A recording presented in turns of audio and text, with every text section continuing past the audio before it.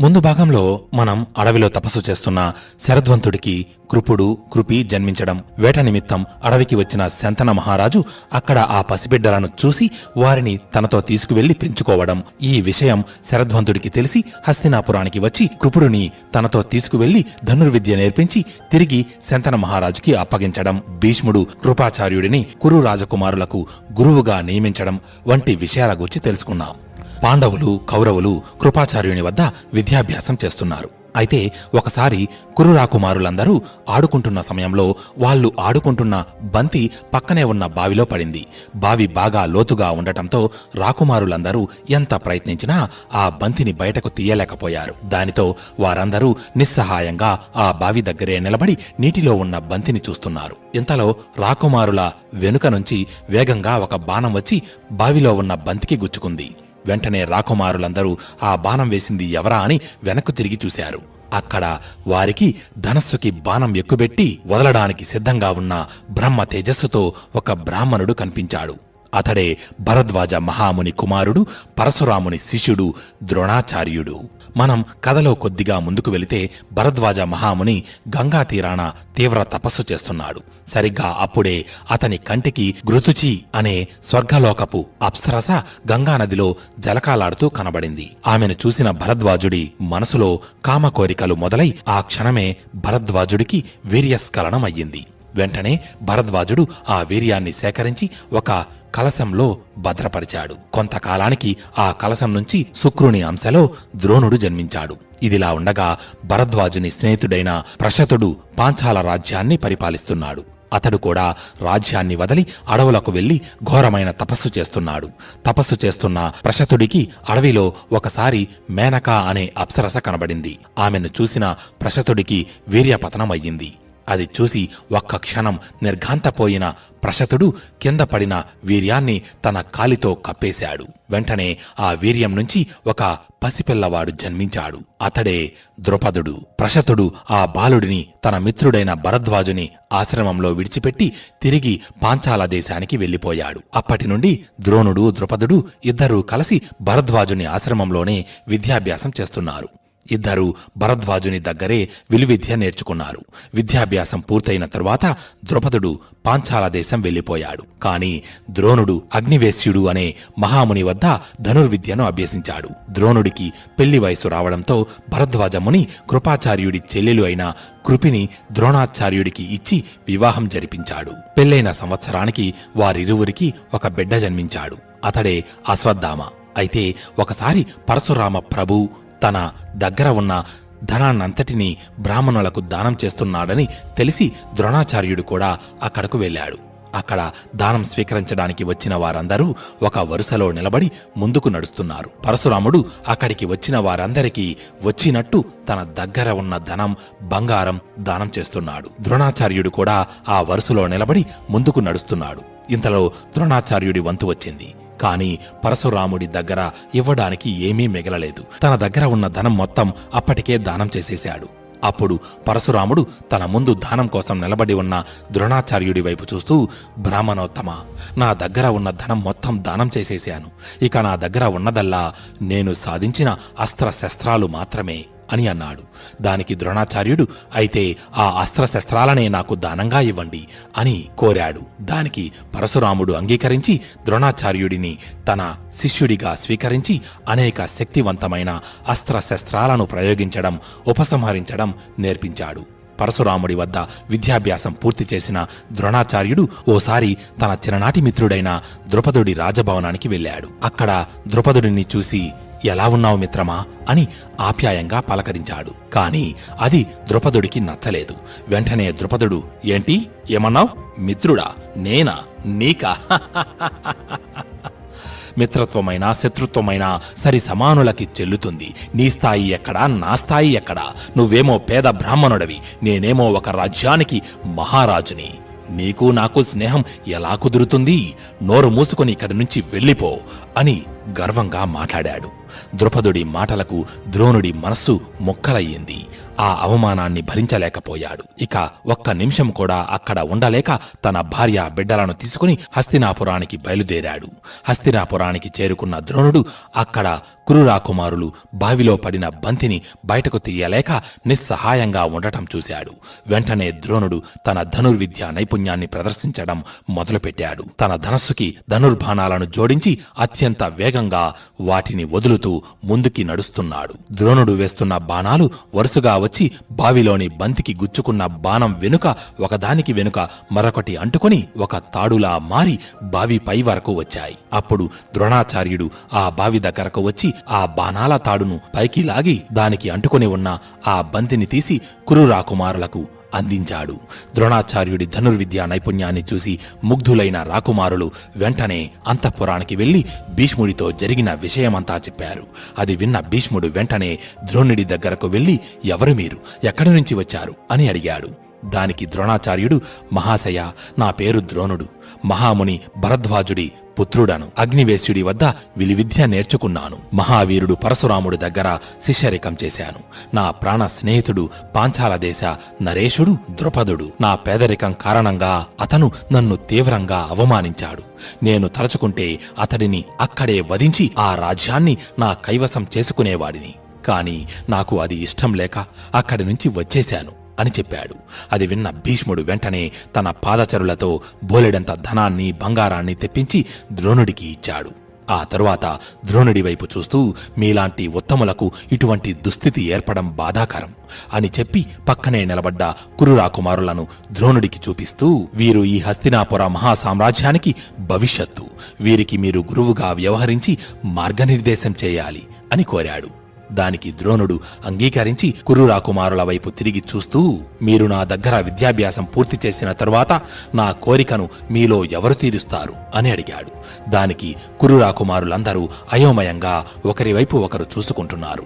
అప్పుడు వారి మధ్య నుంచి, మీ కోరికను నేను తీరుస్తాను గురుదేవా అని ఒక గొంతు వినబడింది. ఆ గొంతు ఎవరిదా అని ద్రోణాచార్యుడు తీక్షణంగా ఆ వైపు చూస్తున్నాడు. అప్పుడు వారందరి మధ్య నుంచి ఒక బాలుడు ముందుకు వచ్చి నిలబడ్డాడు. అతడే స్వయాన దేవేంద్రుని పుత్రుడు అర్జునుడు. అర్జునుడి మాటలకు ద్రోణుడు ఎంతగానో సంతోషించి ప్రేమతో అతన్ని కౌగిలించుకున్నాడు.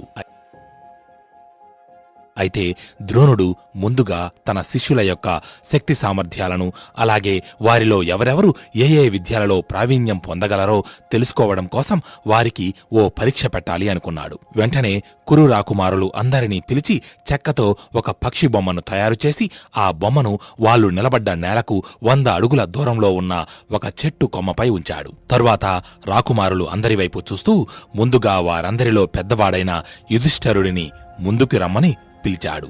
ముందుకు వచ్చి నిలబడ్డ యుధిష్ఠరుడికి ధనస్సును అందించి ఆ చెట్టు కొమ్మపై కనబడుతున్న పక్షి కంటికి గురిపెట్టు అని అన్నాడు ద్రోణుడు.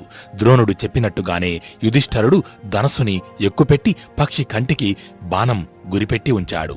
అప్పుడు ద్రోణుడు బాణం వదలడానికి సిద్ధంగా ఉన్న యుధిష్ఠరుడితో, నువ్వు బాణం గురిపెట్టి ఉంచిన పక్షి నీకు కనబడుతోందా అని అడిగాడు. దానికి యుధిష్ఠరుడు, కనబడుతోంది గురుదేవా అని అన్నాడు. ఆ పక్షి నిలబడ్డ చెట్టు నీకు కనబడుతోందా అని అడిగాడు ద్రోణుడు.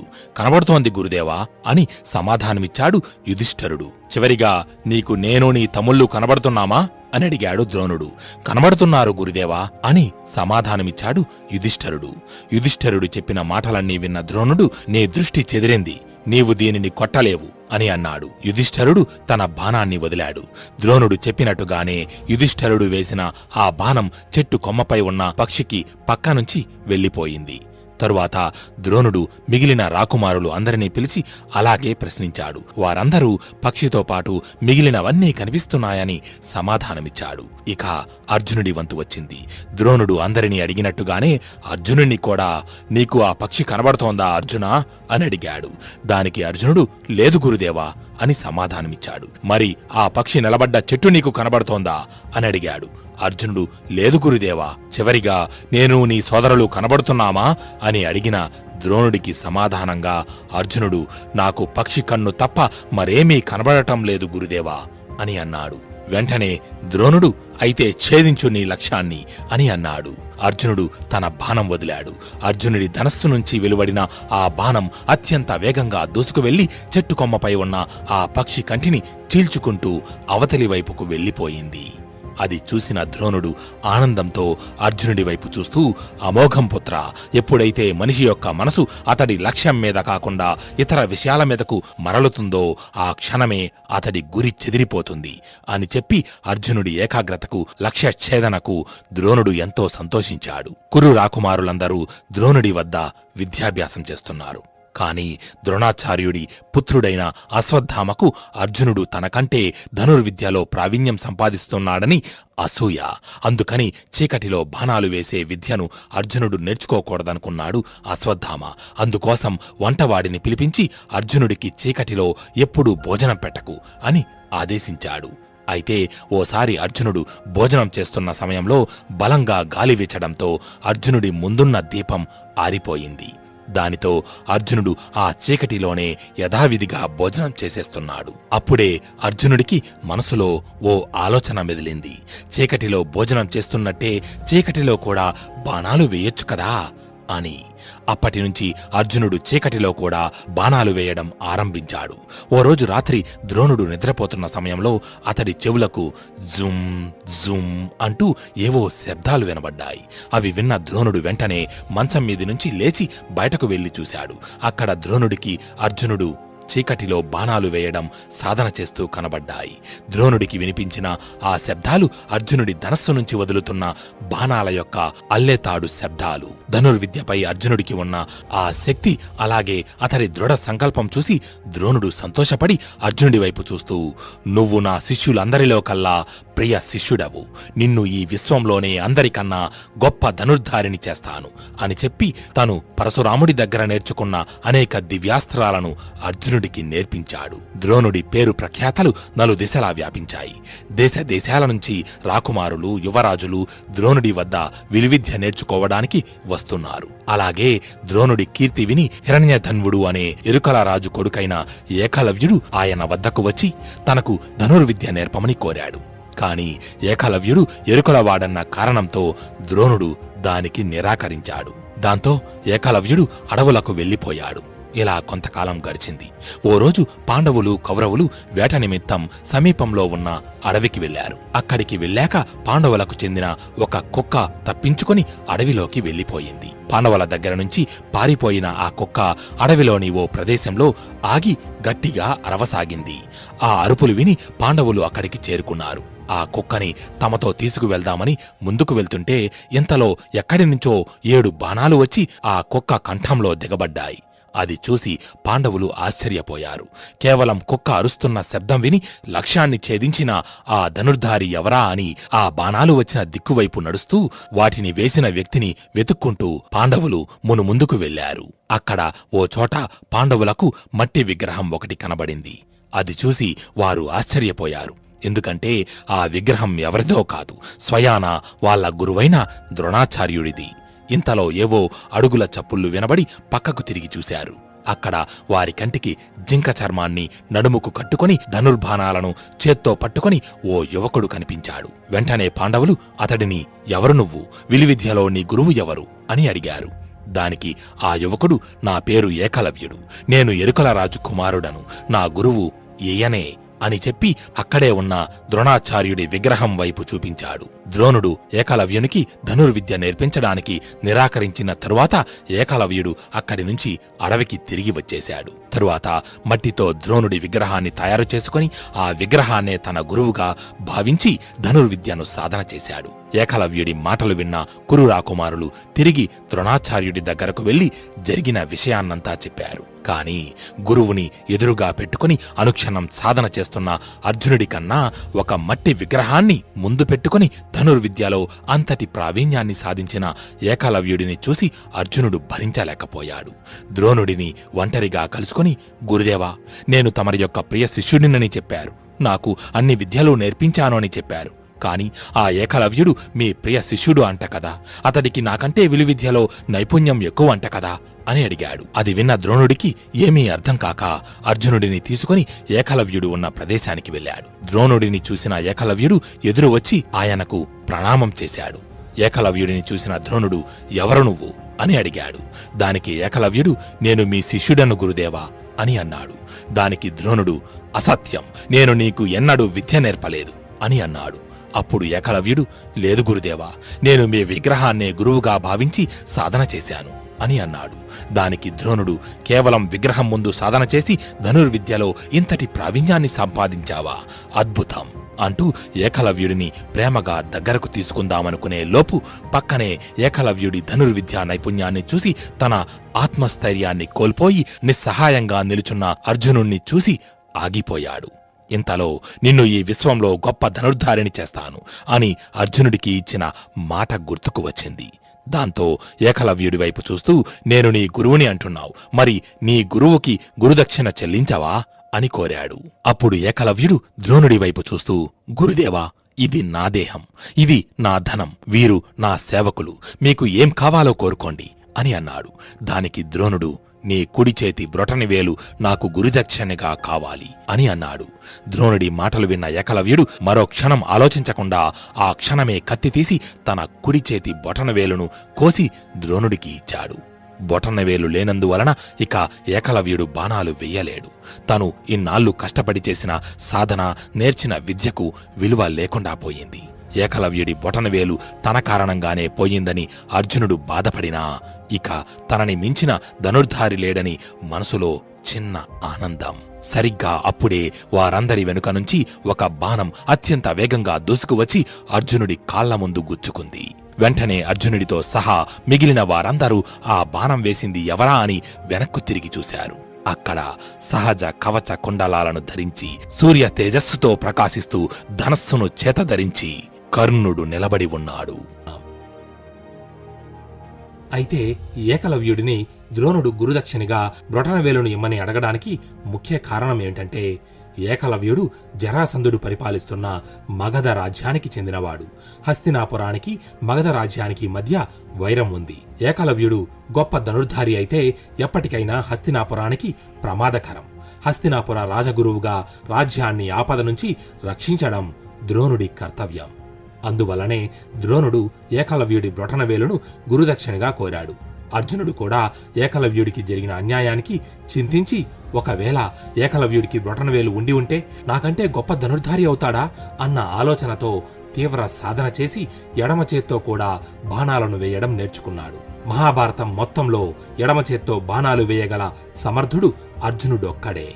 అందుకే అర్జునుడిని సవ్యసాచి అని కూడా అంటారు. ఇలా ఒకసారి విద్యాభ్యాస సమయంలో ద్రోణుడు తన శిష్యులకు ధనుర్విద్యలో మెలకువలు వివరిస్తున్న సమయంలో అత్యంత వేగంగా ఓ బాణం గాలిలో ప్రయాణిస్తూ అర్జునుడి వెనుక నుంచి దూసుకువచ్చి ద్రోణాచార్యుడి కాళ్ల ముందున్న నేలపై గుచ్చుకొని భూమిలో నుంచి నీళ్లు బయటకు వచ్చి ద్రోణాచార్యుని పాదాలపై పడ్డాయి. వెంటనే ఆ బాణం వేసింది ఎవరా అని అర్జునుడితో సహా మిగిలిన వాళ్ళందరూ వెనక్కు తిరిగి చూశారు. అక్కడ ధనుర్బాణాలు చేతధరించి కర్ణుడు నిలబడి ఉన్నాడు. తరువాత కర్ణుడు ముందుకు నడిచి ద్రోణాచార్యుడి దగ్గరకు వెళ్లి ప్రణామం గురుదేవా అని అన్నాడు. కర్ణుడిని చూసిన ద్రోణుడు వెంటనే ఎవరు నీవు అని ప్రశ్నించాడు. దానికి కర్ణుడు నా పేరు కర్ణుడు, రథసారథి అయిన అతిరథుడి కుమారుడను. మీ దగ్గర ధనుర్విద్యను అభ్యసించడం కోసం వచ్చాను అని చెప్పాడు. దానికి ద్రోణుడు అంగీకరించి కర్ణుడిని తన శిష్యుడిగా స్వీకరించాడు. అప్పటినుంచి కురురాకుమారులందరితో సహా కర్ణుడు కూడా ద్రోణాచార్యుడి దగ్గరే ధనుర్విద్యను నేర్చుకుంటున్నాడు. ఆ సమయంలోనే కర్ణుడికి అర్జునుడికి మధ్య వైరం మొదలయ్యింది. ద్రోణాచార్యుని శిష్యులందరిలో కల్లా అర్జునుడు శ్రేష్ఠుడు, గొప్ప ధనుర్ధారి. కర్ణుడు చిన్నప్పటి నుంచి తను పుట్టిన కులం కారణంగా ఎన్నో అవమానాలు ఎదుర్కొన్నాడు. తనకి అర్హత ఉన్నా దానికి తగిన గౌరవం దక్కలేదు. ఆ కారణంగానే కర్ణుడు అర్జునుడిపై అసూయ పెంచుకున్నాడు. ఆ అసూయే తరువాత కాలంలో కర్ణ దుర్యోధనుల మైత్రికి పునాదులు వేసింది. అయితే ఒకసారి ద్రోణుడు తన శిష్యులందరినీ తీసుకుని గంగానదిలో స్నానం చేయడానికి వెళ్ళాడు. అక్కడ వాళ్ళందరూ నదిలో స్నానం చేస్తుండగా ఒక భయంకరమైన ముసలి వచ్చి ద్రోణుడి తొడని గట్టిగా పట్టుకొని నీటిలోకి లాక్కుపోవాలని చూసింది. అప్పుడు వెంటనే ద్రోణుడు రాకుమారులారా నన్ను రక్షించండి రక్షించండి అని అరవసాగాడు. ఆ అరుపులు విన్న కురు రాకుమారులందరూ ఏం చెయ్యాలో దిక్కుతోచక అటూ ఇటూ తిరుగుతున్నారు. అర్జునుడు మాత్రం వెంటనే ఒడ్డున ఉన్న తన ధనస్సును తీసుకుని దానికి బాణం జోడించి కేవలం నీటి కదలికలను ఆధారంగా చేసుకుని నీటి అడుగున కనబడకుండా ఉన్న మొసలిని తన బాణాలతో కొట్టి ద్రోణుడిని ఆ అపాయం నుంచి రక్షించాడు. నీటిలో నుంచి బయటకు వచ్చిన ద్రోణుడు ఎప్పటికైనా తనకి ద్రుపదుడిపై ఉన్న పగను అర్జునుడే నెరవేరుస్తాడని భావించి అర్జునుడి వైపు చూస్తూ, అర్జున, ఇటువంటి క్లిష్ట సమయంలో నీవు చూపిన నేర్పు అమోఘం. నీ గురుభక్తితో నాకు ఎంతో సంతోషం కలిగించావు. నీకు ఇప్పుడు ఒక అస్త్రాన్ని ప్రసాదిస్తున్నాను. ఆ అస్త్రం విష్ణుమూర్తి చేతిలోని సుదర్శన చక్రం ఇంద్రుడి వజ్రాయుధాలతో సమానమైనది. దీనిని అల్ప మానవులపై ప్రయోగించకూడదు. లోకాలనే అంతం చేసే శక్తి దానికి ఉంది. ఇదే బ్రహ్మశిరము అని చెప్పి ద్రోణుడు తన చెయ్యి పైకెత్తి మంత్రం స్మరించగానే ఆకాశంలోని మెరుపులన్నీ ఒక్కటై ద్రోణుడి చేతిలోకి ప్రసరించి ఆ మెరుపుల శక్తితో బ్రహ్మాస్త్రం ప్రత్యక్షమయ్యింది. ద్రోణుడు ఆ అస్త్రాన్ని అర్జునుడికి ప్రసాదించి అర్జునుడి చెవిలో బ్రహ్మాస్త్ర ప్రయోగ ఉపసంహార మంత్రాలను చెప్పాడు. ఉపసంహార మంత్రం అంటే ప్రయోగించిన బ్రహ్మాస్త్రాన్ని తిరిగి వెనక్కు తీసుకోవడం. ద్రోణుడు బ్రహ్మాస్త్రాన్ని తన పుత్రుడైన అశ్వత్థామకు కూడా ప్రసాదిస్తాడు. కాని అశ్వత్థామకు బ్రహ్మాస్త్రాన్ని ప్రయోగించడమే గాని ఉపసంహరించడం తెలియదు. ఇలా కురు రాకుమారులందరూ ద్రోణుడి దగ్గర అస్త్ర విద్య నేర్చుకుంటున్నారు. అయితే ఓసారి కర్ణుడు ద్రోణాచార్యుడి దగ్గరకు వెళ్లి, గురుదేవా, నాకు కూడా బ్రహ్మాస్త్రాన్ని ప్రసాదించి అర్జునుడితో సమానుడిని చెయ్యండి అని కోరాడు. దానికి ద్రోణుడు, బ్రహ్మాస్త్రాన్ని క్షత్రియులకు బ్రాహ్మణులకు తప్ప వేరొకరికి నేర్పించకూడదు. అందువల్ల నేను నీకు బ్రహ్మాస్త్రాన్ని ప్రసాదించలేను అని అన్నాడు. దానితో కర్ణుడు బ్రహ్మాస్త్రాన్ని పొందడం కోసం అక్కడి నుంచి పరశురాముడి దగ్గరకు ప్రయాణమయ్యాడు. ఇక్కడ ఒక చిన్న సందేహాన్ని నివృత్తి చేయాలని అనుకుంటున్నాను. చాలామంది ద్రోణుడు కర్ణుడికి ధనుర్విద్య నేర్పించడానికి నిరాకరించాడు అనుకుంటారు. మేము ఇంతకుముందు చేసిన కర్ణ బయోగ్రఫీ వీడియోలో కూడా అలాగే చెప్పాం. కానీ నిజానికి కర్ణుడు ముందుగా ద్రోణుడి దగ్గర ధనుర్విద్య నేర్చుకుంటాడు. ఆ తరువాత బ్రహ్మాస్త్రాన్ని పొందడం కోసం పరశురాముడి దగ్గరకు వెళ్ళాడు. కర్ణ వీడియోలో అలా చెప్పడానికి కారణం, ఆ కర్ణ వీడియో అనేక పుస్తకాలను, అనేక రకాల మూలాలను ఆధారంగా చేసుకుని చెప్పడం జరిగింది. అంతేకాకుండా ఆ వీడియోలో కర్ణుడిలోని నెగిటివ్స్ ని చెప్పడానికి కుదరలేదు. కానీ ఈ మహాభారతం భాగాలను వ్యాసభారతాన్ని ఆధారంగా చేసుకుని మీతో పంచుకుంటున్నాం. కాబట్టి కర్ణుడి బయోగ్రఫీ వీడియోకి దీనికి కొన్ని మార్పులు కనబడతాయి. అంతేకాకుండా గంధర్వుడు చిత్రసేనుని చేతిలో ఓటమి, ద్రౌపది వస్త్రాపహరణం, అభిమన్యుడి మరణం వంటి సంఘటనలు కర్ణుడిలోని చెడు స్వభావాన్ని ప్రదర్శిస్తాయి. కాబట్టి కర్ణుడి గురించి ఇప్పటిదాకా మీకు తెలిసినవన్నీ పక్కనబెట్టి ఒక బ్లాంక్ మైండ్తో ఈ సిరీస్ను చూడటం వలన మహాభారతంలోని అందరి వ్యక్తుల యొక్క వ్యక్తిత్వం, అలాగే వారి పాత్రల ప్రాముఖ్యత అర్థమవుతుంది. ఇక కురు రాకుమారుల విద్యాభ్యాసం పూర్తయింది. ఒకరోజు ద్రోణాచార్యుడు ధృతరాష్ట్రుడి అంతఃపురానికి వెళ్లి, మహారాజా, రాకుమారులందరూ సకల విద్యలలో ప్రావీణ్యులయ్యారు. అస్త్రశస్త్రాల ప్రయోగ నైపుణ్యంలో ఆరితేరిపోయారు. అనేక రకాల సంగ్రామ పద్ధతులలో నిష్ణాతులు. ఒక మహా సదస్సును ఏర్పాటు చేసి కురువంశ పెద్దలైన వ్యాసుడు, భీష్ముడు, విదురుడు మొదలగు పెద్దలు విచ్చేసి రాకుమారుల అపార శక్తి సామర్థ్యాలను పరిశీలించాలని కోరుతున్నాను అని అన్నాడు. దానికి ధృతరాష్ట్రుడు ఎంతో సంతోషించి విదురుడిని పిలిపించి రాకుమారుల అస్త్ర విద్యా ప్రదర్శన సభను ఏర్పాటు చేయమని ఆదేశించాడు. మహారాజు ఆజ్ఞతో విదురుడు కనుచూపు మేర వరకు ఆక్రమించి ఉన్న ప్రదేశాన్ని విస్తీర్ణంగా రంగస్థలంగా మార్చి ఆ రంగస్థలం చుట్టూ ఎన్నో ప్రేక్షక భవనాలను, అతిథులకు స్వర్ణ సింహాసనాలను ఏర్పాటు చేసి ఒక మహా ప్రదర్శనశాలను నిర్మింపజేశాడు.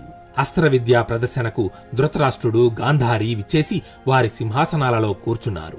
వ్యాసుడు, భీష్ముడు, కృపాచార్యుడు, శకుని, శల్యుడు మొదలగు పెద్దలు విచ్చేసి వారి వారి ఆసనాలలో కూర్చున్నారు. రాకుమారుల అద్భుత పరాక్రమాలను చూడటానికి హస్తినాపురి నుంచి మాత్రమే కాక ఇతర రాజ్యాల నుంచి కూడా ప్రజలు తండోపతండాలుగా వచ్చి ఇసుక వేస్తే కిందికి జారదు అన్నంతగా సభను ఆక్రమించారు. ఇంతలో సభ ప్రారంభానికి సూచనగా ఓ పెద్ద శంఖారావం రంగభూమి అంతటా వినిపించింది. ద్రోణాచార్యుడు తెల్లటి వస్త్రాలు ధరించి అశ్వత్థామతో రంగస్థలంలోకి అడుగుపెట్టాడు. రాకుమారులందరూ ద్రోణుడి వెనుక వయస్సు ప్రకారం వరుస క్రమంలో నిలబడి రంగస్థలంలోకి ప్రవేశించారు. ముందుగా కొంతమంది రాకుమారులు ముందుకొచ్చి ఒక్కొక్కరిగా గద, గొడ్డలి, కత్తి, బల్లెం ఇలా వివిధ రకాల ఆయుధాలతో వారి నైపుణ్యాన్ని ప్రదర్శించారు. ఇంకొంతమంది బాణాలు వెయ్యడం, రథాలు నడపడం, జంతువులను అదుపు చేయడం, వారి ఆయుధాలతో మెరుపుల్ని, మంటల్ని సృష్టించడం వంటి విద్యలను కనబరిచారు.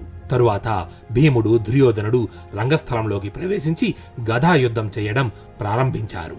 వారిద్దరి మధ్య యుద్ధం 2 సింహాల పోరును తలపిస్తుంది. ఎవరికి ఎవరు తీసిపోవడం లేదు. వారి గదలు 2 ఒకదానితో మరొకటి గుద్దుకుంటుంటే ఏవో 2 కొండలు ఢీకొన్నాయా అన్నట్టుగా ఆ శబ్దానికి ప్రజల చెవులు చిట్లిపోతున్నాయి.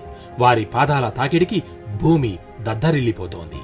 వారిద్దరి అత్యద్భుత యుద్ధ పద్ధతుల్ని, వీరోచిత పోరాటాన్ని ధృతరాష్ట్రుడికి విదురుడు, గాంధారికి కుంతీదేవి వివరించి చెబుతున్నారు. క్షణక్షణం విజృంభిస్తున్న వారిద్దరి పోరును కల్లారా చూస్తున్న ప్రజలు పౌరుషావేశాలతో 2 వర్గాలుగా చీలి కొంతమంది భీముడి ప్రతాపాన్ని, మరికొందరు దుర్యోధనుడి పరాక్రమాన్ని ప్రశంసిస్తూ తిట్టుకుంటూ గొడవలు పడడం మొదలుపెట్టారు. ప్రజల మనస్థితిని అర్థం చేసుకున్న ద్రోణుడు సమయం చెయ్యి దాటిపోకముందే దీనిని ఎలాగైనా ఆపాలి అని భావించి వారిద్దరి పోరాటాన్ని నిలిపివేయాలని అశ్వత్థామను ఆదేశించాడు.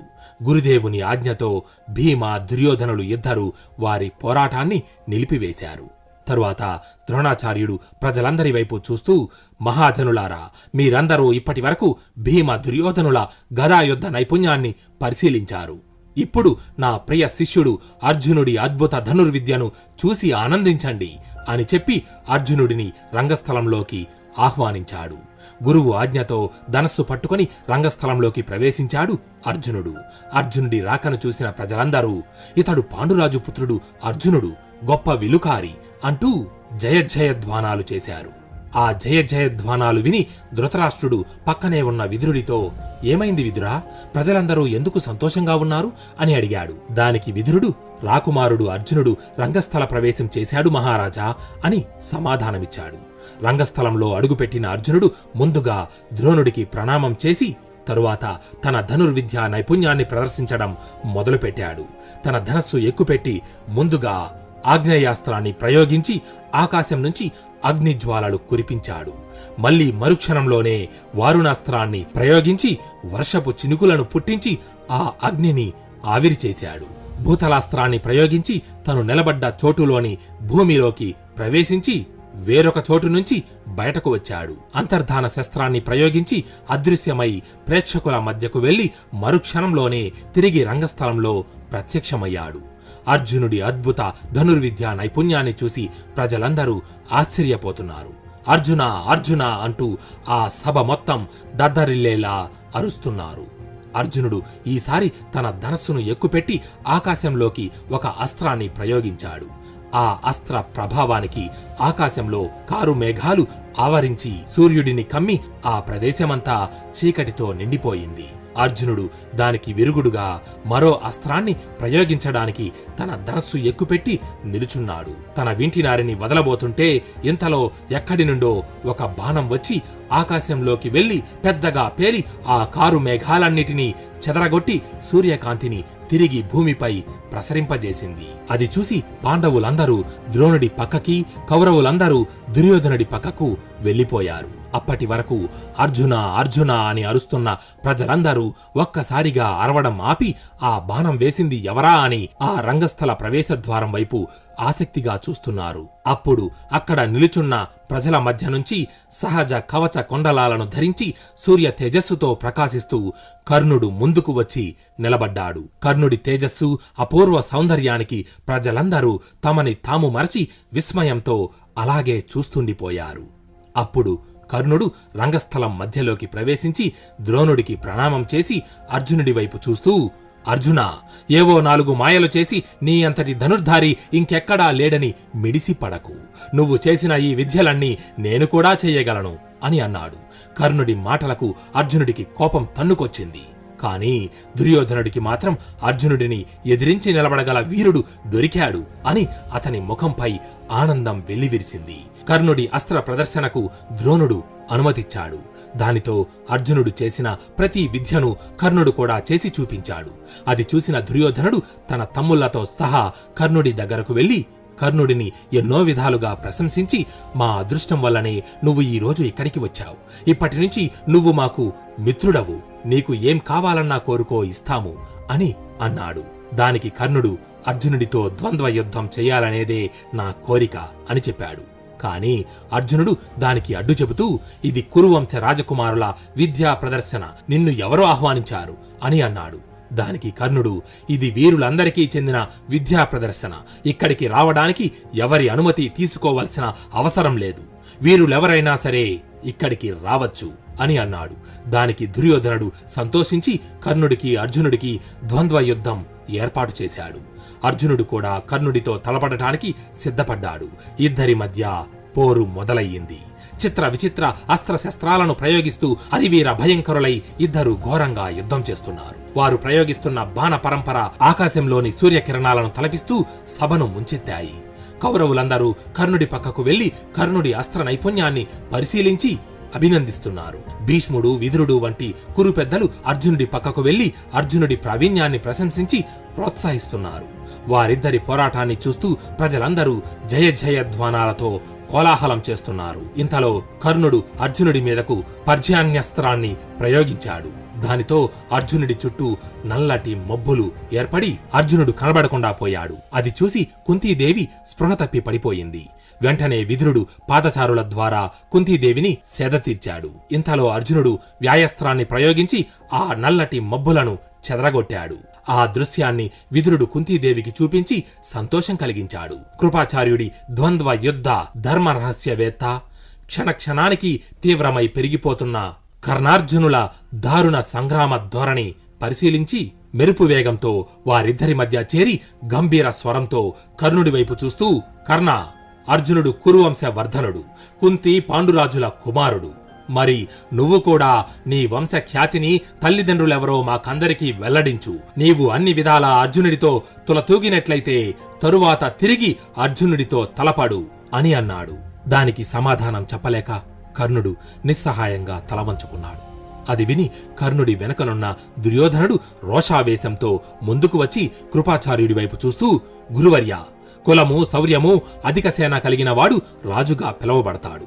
మీ అభ్యంతరమల్లా కర్ణుడు రాజు కాదనేదే. అయితే ఇప్పుడే ఈ క్షణమే కర్ణుడిని కురు రాజ్యాలలో అత్యంత సంపన్న రాజ్యమైన అంగరాజ్యానికి రాజుని చేస్తున్నాను అని చెప్పి పాదచారుల ద్వారా బంగారు సింహాసనాన్ని తెప్పించి కర్ణుడిని దానిపై కూర్చోబెట్టి పాలతో అభిషేకించి వజ్రాలు పొదిగిన స్వర్ణ కిరీటాన్ని అతని తలపై మోపి రాజ్య ప్రజలందరూ చూస్తుండగా కురువంశ పెద్దల సమక్షంలో పురోహితుల వేద మంత్రాల సాక్షిగా కర్ణుడిని అంగరాజ్యానికి రాజుగా పట్టాభిషిక్తుణ్ణి చేశాడు. దుర్యోధనుడు చూపిన ఆదరణకు కర్ణుడి కళ్ళలో నీళ్లు తిరిగాయి. సింహాసనం మీద నుంచి పైకి లేచి దుర్యోధనుడి వైపు కృతజ్ఞతతో చూస్తూ, రాకుమారా, మీతో అనువంతైన సంబంధం లేని నన్ను ఒక రాజ్యానికి రాజును చేసి గౌరవం కల్పించారు. మీ రుణం ఎలా తీర్చుకోగలను అని అన్నాడు. దానికి దుర్యోధనుడు, నాకు నీ మైత్రి తప్ప మరేమీ వద్దు, నాతో స్నేహం చెయ్యి అని కోరాడు. దానికి కర్ణుడు ఆనందంతో దుర్యోధనుడి వైపు చూస్తూ, ఇప్పటి నుంచి నా శక్తి సామర్థ్యాలను, నా జీవితాన్ని మీకు అంకితం చేస్తున్నాను. మీరిచ్చే ప్రతి ఆదేశాన్ని ఎదురు చెప్పకుండా పాటిస్తాను. మంచి చెడులలోనూ కష్ట సుఖాలలోనూ మీకు తోడుగా ఉంటాను. నా ప్రాణం పోయేంత వరకు మీకు కవచమై మీ ముందు రక్షణగా నిలబడతాను అని వాగ్దానం చేశాడు. కర్ణుడి మాటలకు దుర్యోధనుడు ఆనందంతో ప్రేమగా కౌగిలించుకున్నాడు. ఇదంతా తెలుసుకుని కర్ణుడి తండ్రి అతిరథుడు అక్కడికి వచ్చాడు. తండ్రి రాకను గమనించిన కర్ణుడు వినయంగా తండ్రికి ప్రణామం చేశాడు. అది చూసిన భీముడు కర్ణుడు సూతపుత్రుడని గ్రహించి కర్ణుడి వైపు చూస్తూ అవహేళనగా అంటూ నవ్వి, సూతపుత్రుడివైన నీవు రథం నడుపుకోక నీకు అర్జునుడితో పోటీ ఏంటి? అదీగాక క్షత్రియులు అనుభవించదగ్గ అంగరాజ్యానికి నీవు అర్హుడవు కాదు అని అన్నాడు. దానికి కర్ణుడు సమాధానం చెప్పక బాధతో తల వంచుకొని నిలబడి ఉండిపోయాడు. అప్పుడు దుర్యోధనుడు ఆక్రోశంగా భీముడి వైపు చూస్తూ, భీమా, నీవు ఈ విధంగా మాట్లాడటం భావ్యమా? నదులు పర్వతాలు ఎక్కడ పుట్టాయని ఎవరైనా అడుగుతారా? ఇంతటి తేజోశాలి సూతకులంలో పుడతాడా? దేవేంద్రుడి వజ్రాయుధం దదీచి మహర్షి వెన్నెముక నుంచి ఆవిర్భవించలేదా? పరమశివుడి కుమారుడు రెల్లు పొదలలో జన్మించలేదా? ఉత్తమ క్షత్రియులందరూ బ్రాహ్మణులకు పుట్టలేదా? మన గురువు ద్రోణాచార్యుడు మట్టికుండలో జన్మించలేదా? అంతవరకు ఎందుకు? మీ పుట్టుకలు ఎలాంటివో తెలియదా? కాబట్టి రాజ్యార్హతకు కర్ణుడి పుట్టుకతో పనిలేదు. కర్ణుడు సహజ కవచకుండల మండితుడు, దివ్య లక్షణ తేజో సంపన్నుడు. మహాపురుషులకు తప్ప సామాన్యులకు ఇటువంటి దివ్య చిహ్నాలు ఎక్కడివి? అపార భుజబల శక్తి చేత కర్ణుడు ఈ అంగరాజ్యాన్ని మాత్రమే కాదు, సమస్త భూమండలాన్ని పరిపాలించడానికి అర్హత ఉన్న జగదేక వీరుడు అని చెప్పి సూర్యాస్తమయం కావడంతో రథం పైకెక్కి కర్ణుడితో తన తమ్ముళ్లను తీసుకుని రంగస్థల ద్వారం నుంచి బయటకు వెళ్లిపోయాడు. కర్ణుడి కవచకుండలాలను, సూర్య తేజస్సును చూసి కుంతీదేవి అతడు నా పుత్రుడే అని గ్రహించింది. కాని ఆ విషయం బయట పెట్టలేక ఇన్నాళ్లకు తన పుత్రుడికి రాజ్యం దక్కిందని ఆనందించింది. అయితే ఇంతలోనే తన పుత్రులు ఒకరికొకరు శత్రువులయ్యారని గ్రహించి బాధపడింది కూడా. ఆ రోజు రాత్రి కొన్ని కోట్ల దీపాల కాంతుల వెలుగుల మధ్య కర్ణుడు తన రథంపై వాటిని మించిన కాంతితో ప్రకాశిస్తూ దుర్యోధనుడితో కలిసి రాజభవనానికి చేరుకున్నాడు. చాలామంది దుర్యోధనుడు కర్ణుడి శక్తి సామర్థ్యాలను, కవచకుండలాలను చూసి తన లాభం కోసం మాత్రమే అతనితో స్నేహం చేశాడు అని అంటారు. కర్ణుడు కూడా అర్జునుడిపై పగ సాధించడానికి దుర్యోధనుడితో జతకట్టాడు అని కూడా అంటారు. అది నిజమే కావచ్చు. కాని తరువాత కాలంలో వారిద్దరి మధ్య స్నేహం నిజమైన ప్రాణ స్నేహంగా మారుతుంది. ఎందుకంటే పాండవులను లక్క ఇంట్లో పెట్టి దహనం చేసినప్పుడు లోకమంతా పాండవులు చనిపోయారు అనుకుంటుంది. నిజానికి అప్పుడు దుర్యోధనుడికి కర్ణుడితో అవసరం తీరిపోతుంది. కాని దుర్యోధనుడు కర్ణుడిని విడిచిపెట్టలేదు. రాజ్యం వెనక్కి తీసుకుని పొమ్మని అననూ లేదు. తన దగ్గరే పెట్టుకుని గౌరవించాడు. కర్ణుడు కూడా కుంతీదేవి తన తల్లని, పాండవులు తన సోదరులని తెలిసినా దుర్యోధనుడిని విడిచిపెట్టలేదు. తన ప్రాణం పోయేంత వరకు దుర్యోధనుడి పక్షానే నిలబడ్డాడు. అందుకనే అంటారు, జీవితంలో కృష్ణ కర్ణుల వంటి ఇద్దరు స్నేహితులు ఉండాలి అని. ఒకరు ఎప్పుడూ మన వెంటే ఉండి మనల్ని మంచి మార్గంలో నడిపిస్తారు. ఇంకొకరు మనం చెడు మార్గంలో ఉన్నా మనల్ని విడిచిపెట్టక తోడుగా నిలుస్తారు అని. ఆ మరుసటి రోజు ఉదయం ద్రోణాచార్యుడు తన శిష్యులందరినీ ఓ చోట సమావేశపరిచి వారందరి వైపు చూస్తూ, రాకుమారులారా, మీ విద్యాభ్యాసం పూర్తయింది. నేను మీకు అపార జ్ఞానాన్ని, అత్యంత శక్తివంతమైన అస్త్ర శస్త్రాలను ప్రసాదించి మిమ్మల్ని ఈ విశ్వంలోనే గొప్ప వీరులుగా తీర్చిదిద్దాను. కాని గురుదక్షిణ చెల్లించకుండా నేర్పిన విద్య సంపూర్ణం కాదు అని అన్నాడు. అది విన్న రాకుమారులందరూ వినయంగా గురువుకి నమస్కరించి, మీ కోరిక ఏమిటో చెప్పండి గురుదేవా, తీరుస్తాము అని అన్నారు. అది విన్న ద్రోణుడికి గతంలో ద్రుపదుడు పేదరికం కారణంగా తనని అవమానించిన సంఘటన గుర్తుకు వచ్చింది. వెంటనే ద్రోణుడు తను కూర్చున్న ఆసనం మీద నుంచి పైకి లేచి నిప్పులు కక్కుతున్న కళ్లతో రాకుమారుల వైపు చూస్తూ గంభీర స్వరంతో, మహావీరులారా, ఐశ్వర్య మదంతో కన్నుమిన్ను గానక ఆనాడు నన్ను అనేక విధాలుగా దుర్భాషలాడి అవమానించిన ఆ పాంచాలాధీశుడు ద్రుపదుడి గర్వం అణచి బంధించి నా వద్దకు తీసుకురండి. అదే మీరు నాకిస్తున్న గురుదక్షిణ అని అన్నాడు. ద్రోణుడి ఆజ్ఞతో ఒక్క క్షణం కూడా ఆలోచించకుండా పాండవులు, కౌరవులు వారి శస్త్రాస్త్రాలను చేతబట్టి దిక్కులు పిక్కటిల్లేలా మర్జించి ఈ క్షణమే ఆ పాంచాలరాజు ద్రుపదుడి గర్వం అణిచి బంధించి తెచ్చి గురుదేవుని కాళ్ల ముందు పడేద్దాం అని చెప్పి మహాప్రతిజ్ఞను స్వీకరించి ద్రుపదుడిపై యుద్ధానికి సిద్ధపడ్డారు. అయితే ముందుగా కౌరవులు వారి రథాలను అధిష్ఠించి అశ్వ గజ దళాలతో అసంఖ్యాకమైన సైన్యాన్ని వెంటబెట్టుకుని వెళ్లి పాంచాల రాజ్య రాజధానిని చుట్టుముట్టారు. ఇక్కడ ఓ చిన్న విషయం. ఈ సమయంలో కర్ణుడు పరశురాముడి దగ్గర విద్యాభ్యాసానికి వెళ్లాడు. అందువల్లే ద్రుపదుడితో యుద్ధానికి కర్ణుడు వెళ్ళడు.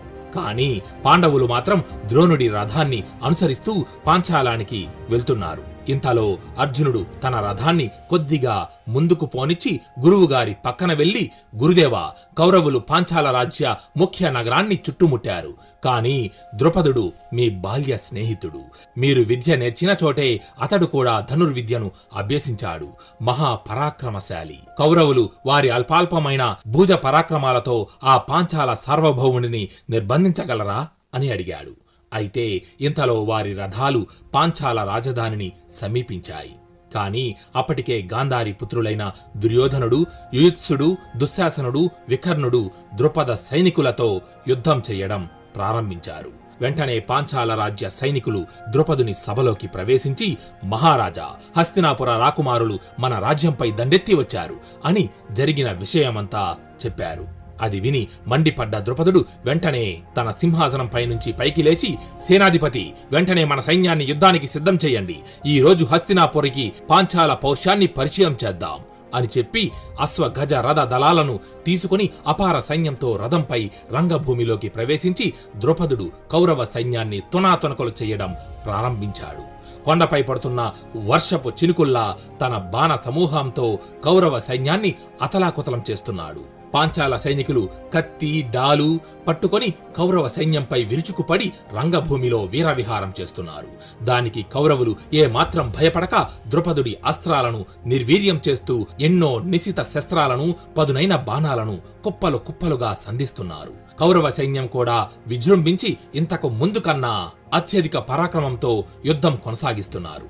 దానితో ద్రుపదుడు ఇక ఉపేక్షించి లాభం లేదు అనుకొని అత్యంత శక్తివంతమైన అస్త్రాలతో దుర్యోధన, దుశ్శాసన, వికర్ణుల ధనస్సులు విరగ్గొట్టి వాడి బాణాలను నిప్పు కణాలుగా వదులుతూ కౌరవ సైన్యాన్ని కకలావికలు చేశాడు. ద్రుపద నరేషుని విక్రమ విజృంభణతో కౌరవ సైన్యం ప్రాణభయంతో వెనుకకు పరుగులు తీసింది. దానితో అర్జునుడు తన రథాన్ని కొంచెం ముందుకు పోనిచ్చి భయంతో వెనక్కి పారిపోతున్న సైన్యాన్ని వారిస్తూ, మహాసేన, భయపడకండి, మీకు ఎటువంటి హాని కలగనివ్వను. కనురెప్ప కాలంలో ఆ ద్రుపదుని జయించి వాడి పెడరెక్కలు విరిచి బంధించి తీసుకువస్తాను. ఎక్కడివారు అక్కడే ఆగిపోండి అని ఆదేశించి ముందుగా గురువు ద్రోణుడికి, సోదరుడు యుధిష్ఠరుడికి ప్రణామం చేసి ధనస్సు చేతబట్టుకొని రథం పైకెక్కి ద్రుపదుడితో యుద్ధానికి బయలుదేరాడు అర్జునుడు. అయితే భీమసేనుడు అర్జునుడి రథానికి ముందు నిలబడి ఏదో చీమల గుంపుని చెదరగొట్టినట్లుగా తన భుజబల పరాక్రమంతో మదించిన ఏనుగులా పాంచాల సైన్యాన్ని ఏరిపారేస్తున్నాడు. తన గదను పట్టుకొని పిడుగుల వంటి దెబ్బలతో ఏనుగుల తలలను బద్దలు కొడుతున్నాడు. అది చూసి శత్రు సైనికుల హృదయాలు భయంతో కంపించిపోతున్నాయి. నకుల, సహదేవులు అర్జునుడి రథచక్ర రక్షకులుగా నిలబడి అరివీర భయంకరులై రణభూమిలో వీరవిహారం చేస్తున్నారు. ఇక అర్జునుడు సామాన్య సైనికులను బాధించడం ఇష్టం లేక ఉప్పొంగిన సముద్రం దానికి అడ్డు వచ్చిన వాటినల్లా తన్నుకుపోయినట్లుగా అర్జునుడు తన బాణ పరంపరతో పాంచాల సైన్యాన్ని దూరంగా తరిమి కొడుతున్నాడు. పదునైన బాణాలను కుంపాలు కుంపాలుగా సంధించి ద్రుపదుడి అశ్వ, రథ దళాలను నామరూపాలు లేకుండా నాశనం చేశాడు. తరువాత తన దివ్యాస్త్రాలను ప్రయోగించి ద్రుపదుడికి రక్షణగా ఉన్న గజాధిపతులను, రక్షక సైనిక దళాలను ఒక్కొక్కటిగా తునాతునకలు చేశాడు. దానితో ద్రుపదుని సోదరుడైన సత్యజితుడు అడ్డుగా ఉన్న సైన్యాన్ని దాటుకొని ముందుకి వచ్చి 100 పదునైన బాణాలను ఒక్కసారిగా అర్జునుడి శరీరంపై సంధించాడు. కాని అర్జునుడు ఆ బాణాలను మధ్యలోనే తుంచి ఒకే బాణంతో సత్యజితుడి ధనస్సుని విరగ్గొట్టాడు. అది చూసిన ద్రుపదుడు కొదమసింహంలా అర్జునుడిపై విరుచుకుపడి అర్జునుడితో ఘోర సంగ్రామం ప్రారంభించాడు. నిరంతర బాణ ప్రయోగం చేస్తూ తన ధనస్సును ఒక చక్రంలా తిప్పుతూ శత్రు భీకరుడై కాలయముడిలా విజృంభించాడు. ద్రుపదుడికి, అర్జునుడికి జరుగుతున్న భువన భయంకర యుద్ధ పద్ధతిని సైనికులందరూ నిశ్చేష్టులై చూస్తున్నారు. ఇంతలో ద్రుపదుడు ఒక శక్తివంతమైన అస్త్రాన్ని ప్రయోగించి అర్జునుడి ధనస్సును 2 భాగాలుగా ఖండించి దిక్కులు బీతిల్లే విధంగా భయంకర మర్జన చేశాడు. కాని దానికి అర్జునుడు ఏమాత్రం భయపడక విరిగిన ధనస్సును పక్కకు విసిరి ద్రుపదుడి రథంపైకి దూకి అసహాయసూరుడైన ద్రుపదుడి చేతులను వెనక్కు విరిచి నిర్బంధించాడు. దానితో ద్రుపద సైన్యాలలో హాహాకారాలు చెలరేగి రంగభూమి అంతటా ప్రతిధ్వనించాయి. తరువాత ద్రుపదుడిని అర్జునుడు తన రథచక్రం యొక్క పైభాగంపై తాళ్లతో కట్టి బంధించి తీసుకువెళ్లి ద్రోణుడి పాదాల ముందు పడవేసి వినయంగా గురువుకి గురుదక్షిణ చెల్లించాడు. ఓడిపోయి నిస్సహాయంగా తన ముందు నేలపై పడి ఉన్న ద్రుపదుడి వైపు చూస్తూ ద్రోణుడు పెద్దగా అంటూ నవ్వి, ఏమిటి పాంచాల సార్వభౌమా, ఇలా నేల మీద పడి ఉన్నారే? మీ గర్వం అణిగి ఇప్పటికైనా మేము ఎవరో గుర్తుకు వచ్చామా అని అపహాస్యం చేసి అనేక విధాల మాటలతో అవమానించి అతడి కట్టు విడిపించి వదిలేశాడు. కాని ద్రోణుడు ద్రుపదుడికి ఏమాత్రం హాని కలిగించలేదు. అయితే ద్రుపదుడు మాత్రం తన ఈ ఓటమికి ద్రోణుడిపై ఎలాగైనా ప్రతీకారం తీర్చుకోవాలని మనసులో పగను పెంచుకున్నాడు.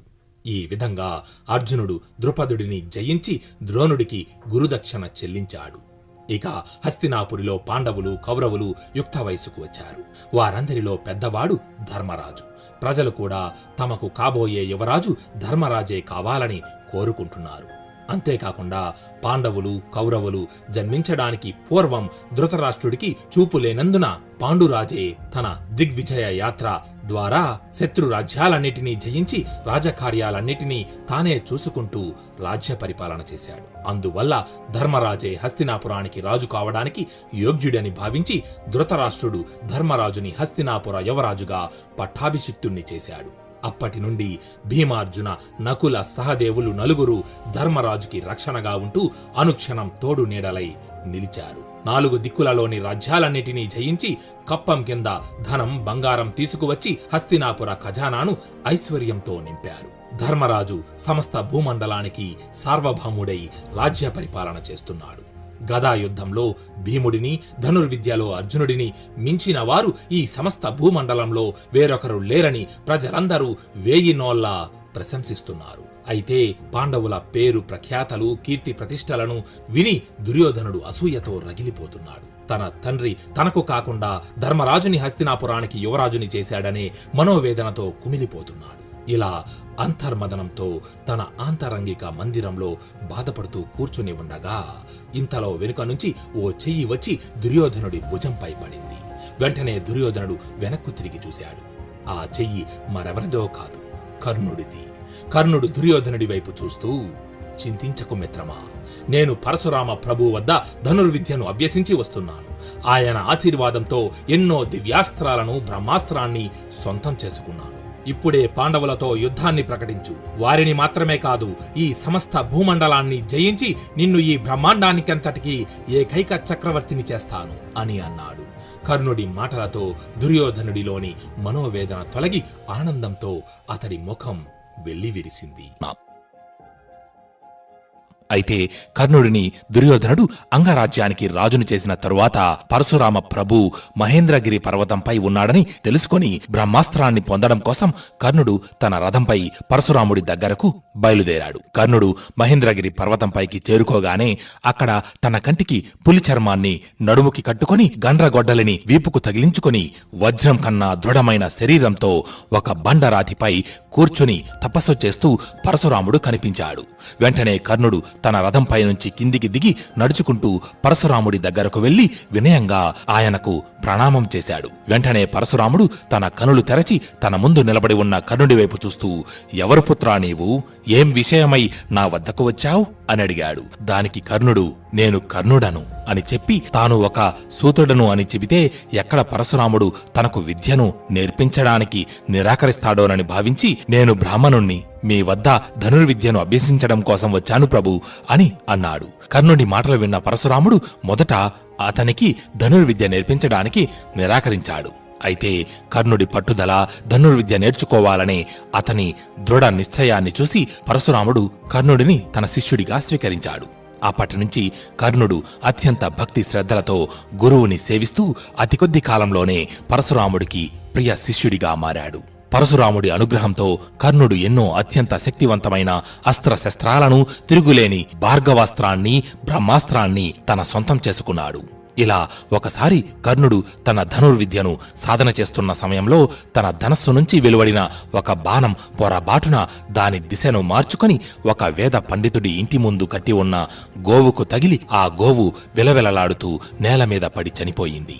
ఆ గోవు అరుపులు విని ఇంటిలో నుండి బయటకు వచ్చిన ఆ వేద పండితుడు చనిపోయి నేల మీద పడి ఉన్న గోవుని చూసి బాధపడుతూ ఎదురుగా ధనుర్బాణాలను పట్టుకొని నిలబడి ఉన్న కర్ణుడి వైపు కోపంగా చూస్తూ, నువ్వు వేసిన బాణం తగిలి ఎలాగైతే నా గోవు చిత్రవద అనుభవిస్తూ చనిపోయిందో అలాగే నువ్వు యుద్ధం చేస్తున్న సమయంలో నీ రథచక్రం భూమిలో కూరుకుపోయి అయిన వాళ్ళెవరూ తోడులేక బిక్కుబిక్కుమంటూ నిస్సహాయ స్థితిలో మరణిస్తావు అని శపించాడు. వెంటనే కర్ణుడు ఆ పండితుని వైపు చూస్తూ, మహాత్మా, నేను ఇది కావాలని చేసిన పని కాదు. నన్ను క్షమించి మీరిచ్చిన శాపాన్ని వెనక్కు తీసుకోండి. మీకు ఈ గోవుకు బదులుగా 1000 గోవులను 1,00,000 స్వర్ణ ముద్రికలను ఇస్తాను అని ఎన్నో విధాలుగా ప్రాధేయపడ్డాడు.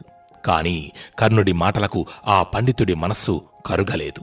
తన శాపాన్ని వెనక్కు తీసుకోలేదు. దానితో కర్ణుడు దుఃఖించిన మనసుతో తిరిగి వెనక్కు వెళ్లిపోయాడు. పరశురాముడి దగ్గర కర్ణుడి విద్యాభ్యాసం పూర్తి కావచ్చింది. అయితే ఒకసారి విద్యాభ్యాస సమయంలో అలసట కారణంగా పరశురాముడు కర్ణుడితో, పుత్రా, కర్ణ, కాసేపు విశ్రాంతి తీసుకుని తిరిగి అభ్యాసం ప్రారంభిద్దాం అని చెప్పి ఓ చెట్టు క్రింద నేల మీద తన తలపెట్టి పడుకోబోతుంటే అది చూసిన కర్ణుడు ఆయనతో వినయంగా, గురుదేవా, నా ఒడిలో తలపెట్టుకుని విశ్రమించండి అని అన్నాడు. దానితో కర్ణుడు చెప్పినట్టుగానే పరశురాముడు కర్ణుడి తొడపై తన తలను పెట్టి పడుకున్నాడు. అయితే ఇంతలో ఒక భయంకరమైన కీటకం ఒకటి కర్ణుడి తొడ కిందకు చేరి అతని తొడను ముక్కలు ముక్కలుగా పీకుతూ తొడకు రంధ్రం చెయ్యడం మొదలుపెట్టింది. కాని గురువుగారి నిద్రకు భంగం కలగకూడదని భావించి ఎంత నొప్పి వస్తున్నా కర్ణుడు ఆ నొప్పిని అలాగే భరించాడు. అయితే ఆ కీటకం విపరీతంగా కొరకడంతో కర్ణుడి తొడ నుంచి రక్తం ప్రవహించి ఆ రక్తం నేలపై పారి పరశురాముడి తలను తాకింది.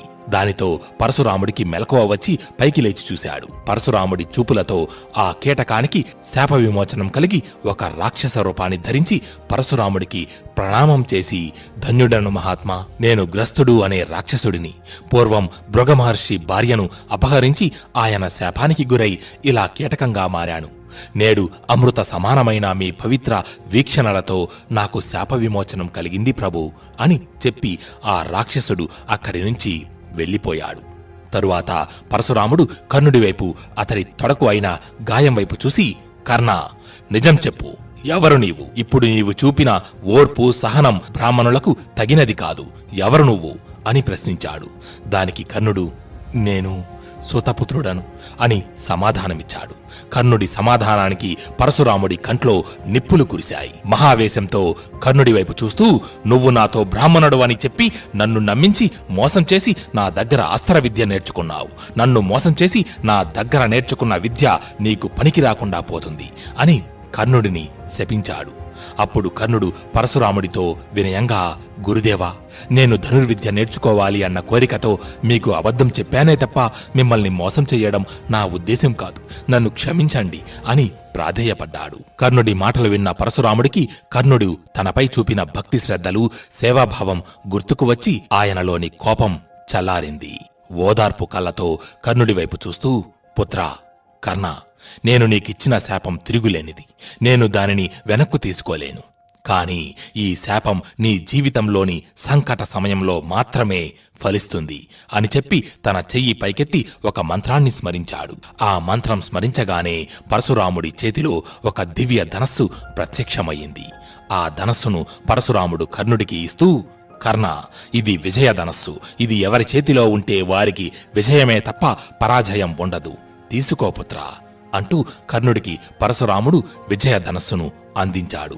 కర్ణుడు విజయధనస్సుని స్వీకరించి అక్కడి నుంచి తిరిగి హస్తినాపురానికి చేరుకున్నాడు.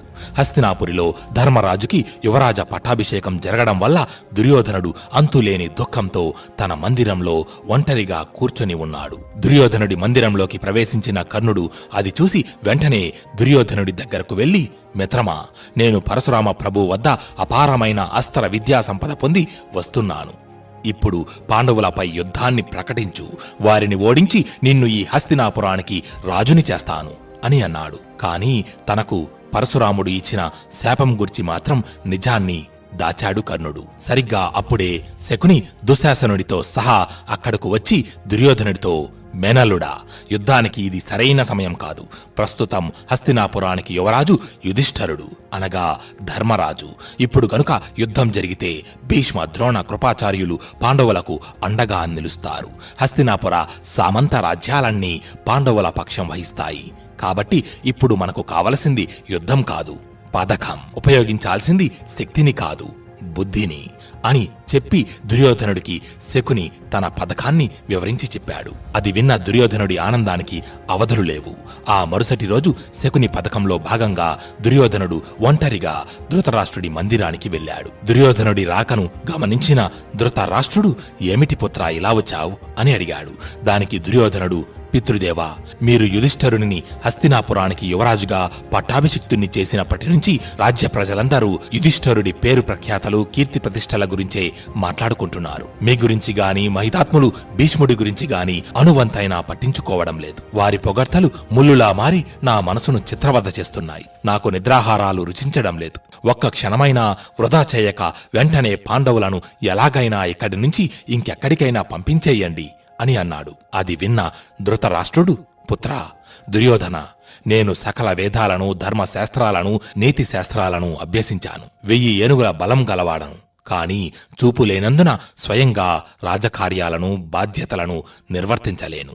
ఆ సమయంలో నా తమ్ముడు పాండురాజు ఆ బాధ్యత స్వీకరించి శత్రువులను నిర్జించి అపార ధనరాశులను తెచ్చి నాకు అంకితం చేసి అత్యంత సేవాభక్తులతో నన్ను పూజించాడు. పైగా యుధిష్ఠరుడు మీ అందరిలోకి పెద్దవాడు. అందువల్లనే తనకి యువరాజు పట్టాభిషేకం చేశాను. అలాంటిది నేను పాండవులను ఇప్పుడు ఎలా ఇక్కడి నుంచి బయటకు పంపగలను? ఇది ఏమి ధర్మం? కురుపెద్దలెవ్వరూ దీనిని సహించరు అని చెప్పి దుర్యోధనుడు అడిగిన దానికి ధృతరాష్ట్రుడు నిరాకరించాడు. అప్పుడు దుర్యోధనుడు, పితృదేవా, హస్తినాపురానికి యుధిష్ఠరుడు రాజైతే తన వంశమే రాజ్య పరిపాలన చేస్తుంది. నేను నా సోదరులు జీవితాంతం వారి దయాదాక్షిణ్యాలపై ఆధారపడి అతి నీచమైన జీవితం అనుభవించాలి. అంతకంటే మరణించడం మేలు. కాబట్టి నేను చెప్పింది చెయ్యండి.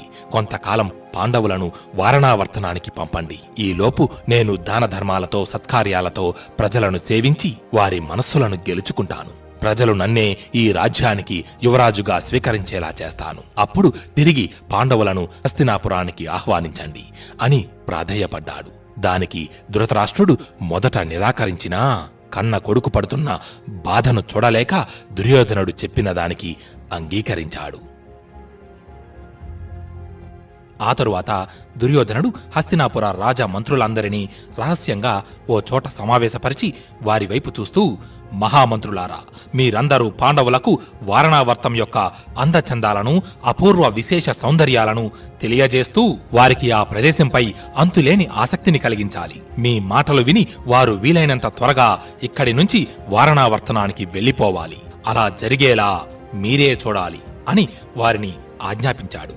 ఆ తరువాత నుంచి మంత్రులందరూ రాజసభలో ఏ ప్రస్తావన మొదలైనా దానిని వారణావర్తంతో ముడివేసి ఆ ప్రదేశంలోని అద్భుత ఉద్యానవనాలు, ప్రకృతి సౌందర్యాల గురించి గొప్పగా చెబుతూ అది ఒక భూలోక స్వర్గమంటూ పాండవుల ముందు మాట్లాడేవారు. దానితో పాండవులకు కొద్ది కొద్దిగా వారణావర్తంపై అమితమైన ఆసక్తి ఏర్పడింది. మరోవైపు దుర్యోధన, దుశ్శాసన, శకునులు ధృతరాష్ట్రుని మెదడులో గూడు కట్టుకుని మరీ పాండవులను వారణావర్తనానికి పంపమని ప్రేరేపిస్తున్నారు. దానితో ఓ రోజు సభలో ధృతరాష్ట్రుడు ధర్మరాజుతో, పుత్రా యుధిష్ఠరా, నీకు పట్టాభిషేకం జరిగినప్పటి నుంచి మీ 5 సోదరులు ఎన్నో యుద్ధాలు చేసి మీ భుజబల పరాక్రమాలతో శత్రురాజ్యాలన్నింటినీ రూపుమాపి ఈ హస్తినాపుర రాజ్య వైభవాన్ని ఎన్నో రెట్లు పెంపొందించారు. కాబట్టి కొంతకాలం మీకు విశ్రాంతి కలిగించాలని కోరుకుంటున్నాను. నువ్వు నీ సోదరులు కుంతీదేవిని తీసుకుని కొంతకాలం వారణావర్తనానికి, విహారానికి వెళ్లి ఆనందంగా గడిపి తిరిగి హస్తినాపురానికి వచ్చి బాధ్యతలు స్వీకరించండి అని అన్నాడు. ధర్మరాజుకి ధృతరాష్ట్రుని యొక్క ఆంతర్యం అర్థం కాలేదు. కాని ధృతరాష్ట్రుని మాట కాదనలేక దానికి అంగీకరించాడు. ఈ విషయం తెలిసి తన పథకం ఫలించినందుకు దుర్యోధనుడు ఎంతగానో సంతోషించాడు. తనకు ఎంతో ఆప్తుడైన పురోచనుడు అనే మంత్రిని అతి రహస్యంగా కలిసి అతడితో, పురోచన, పాండవులు వారణావర్తనానికి ప్రయాణమవుతున్నారు. నువ్వు అతి శీఘ్రంగా నీ రథాన్ని అధిరోహించి వారికంటే ముందు అక్కడికి చేరుకొని ఒక శస్త్రశాల, మరికొన్ని విచిత్ర భవనాలను ఉద్భవింపచేయాలి. అంతేకాదు లక్క, సాలవృక్ష రసము, నెయ్యి, వివిధ తైలాలతో ఆయుధఘారానికి దగ్గరగా అత్యంత మనోహరమైన భవనాన్ని ఒకటి నిర్మించాలి. ఆ తరువాత పాండవులను అందులో ప్రవేశపెట్టి ఒకరోజు రాత్రి సమయాన ఆ లక్క ఇంటికి నిప్పు అంటించి ఆ పాండవులను పరలోకానికి సాగనంపాలి. ఇదంతా నువ్వు ఎటువంటి ఆటంకం కలగకుండా చేస్తే నేను ఈ ధరణీ మండలమంతటికీ ఏకైక చక్రవర్తిని అవుతాను.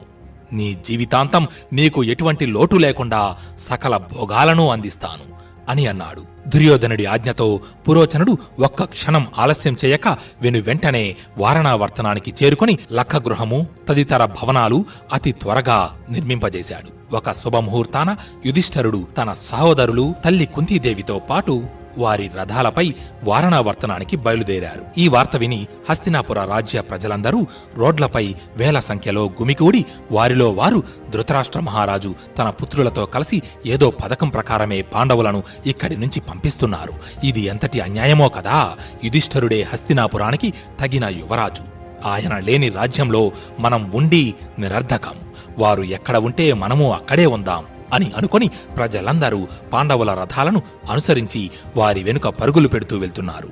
ఇది చూసిన యుధిష్ఠరుడు తన రథాన్ని ఆపి వారందరి వైపు చూస్తూ వారికి చేతులు జోడించి నమస్కరించి, మహాజనులారా, మహారాజు ఆజ్ఞను అతిక్రమించడం ధర్మవిరుద్ధం, అందువల్లనే మేము ఇలా వారణావర్తనానికి పయనమయ్యాం, కొంతకాలం అక్కడ నివసించి తిరిగి హస్తినాపురానికి చేరుకుంటాం, కాబట్టి మమ్మల్ని అనుగ్రహించి మాకు వారణావర్తనానికి వెళ్లడానికి అనుజ్ఞనివ్వండి అని ప్రజలను అనేక విధాలుగా ఓదార్చి వారిని అక్కడే ఆగిపోమ్మని చెప్పి పాండవులు తిరిగి వారణావర్తనానికి పయనమయ్యారు.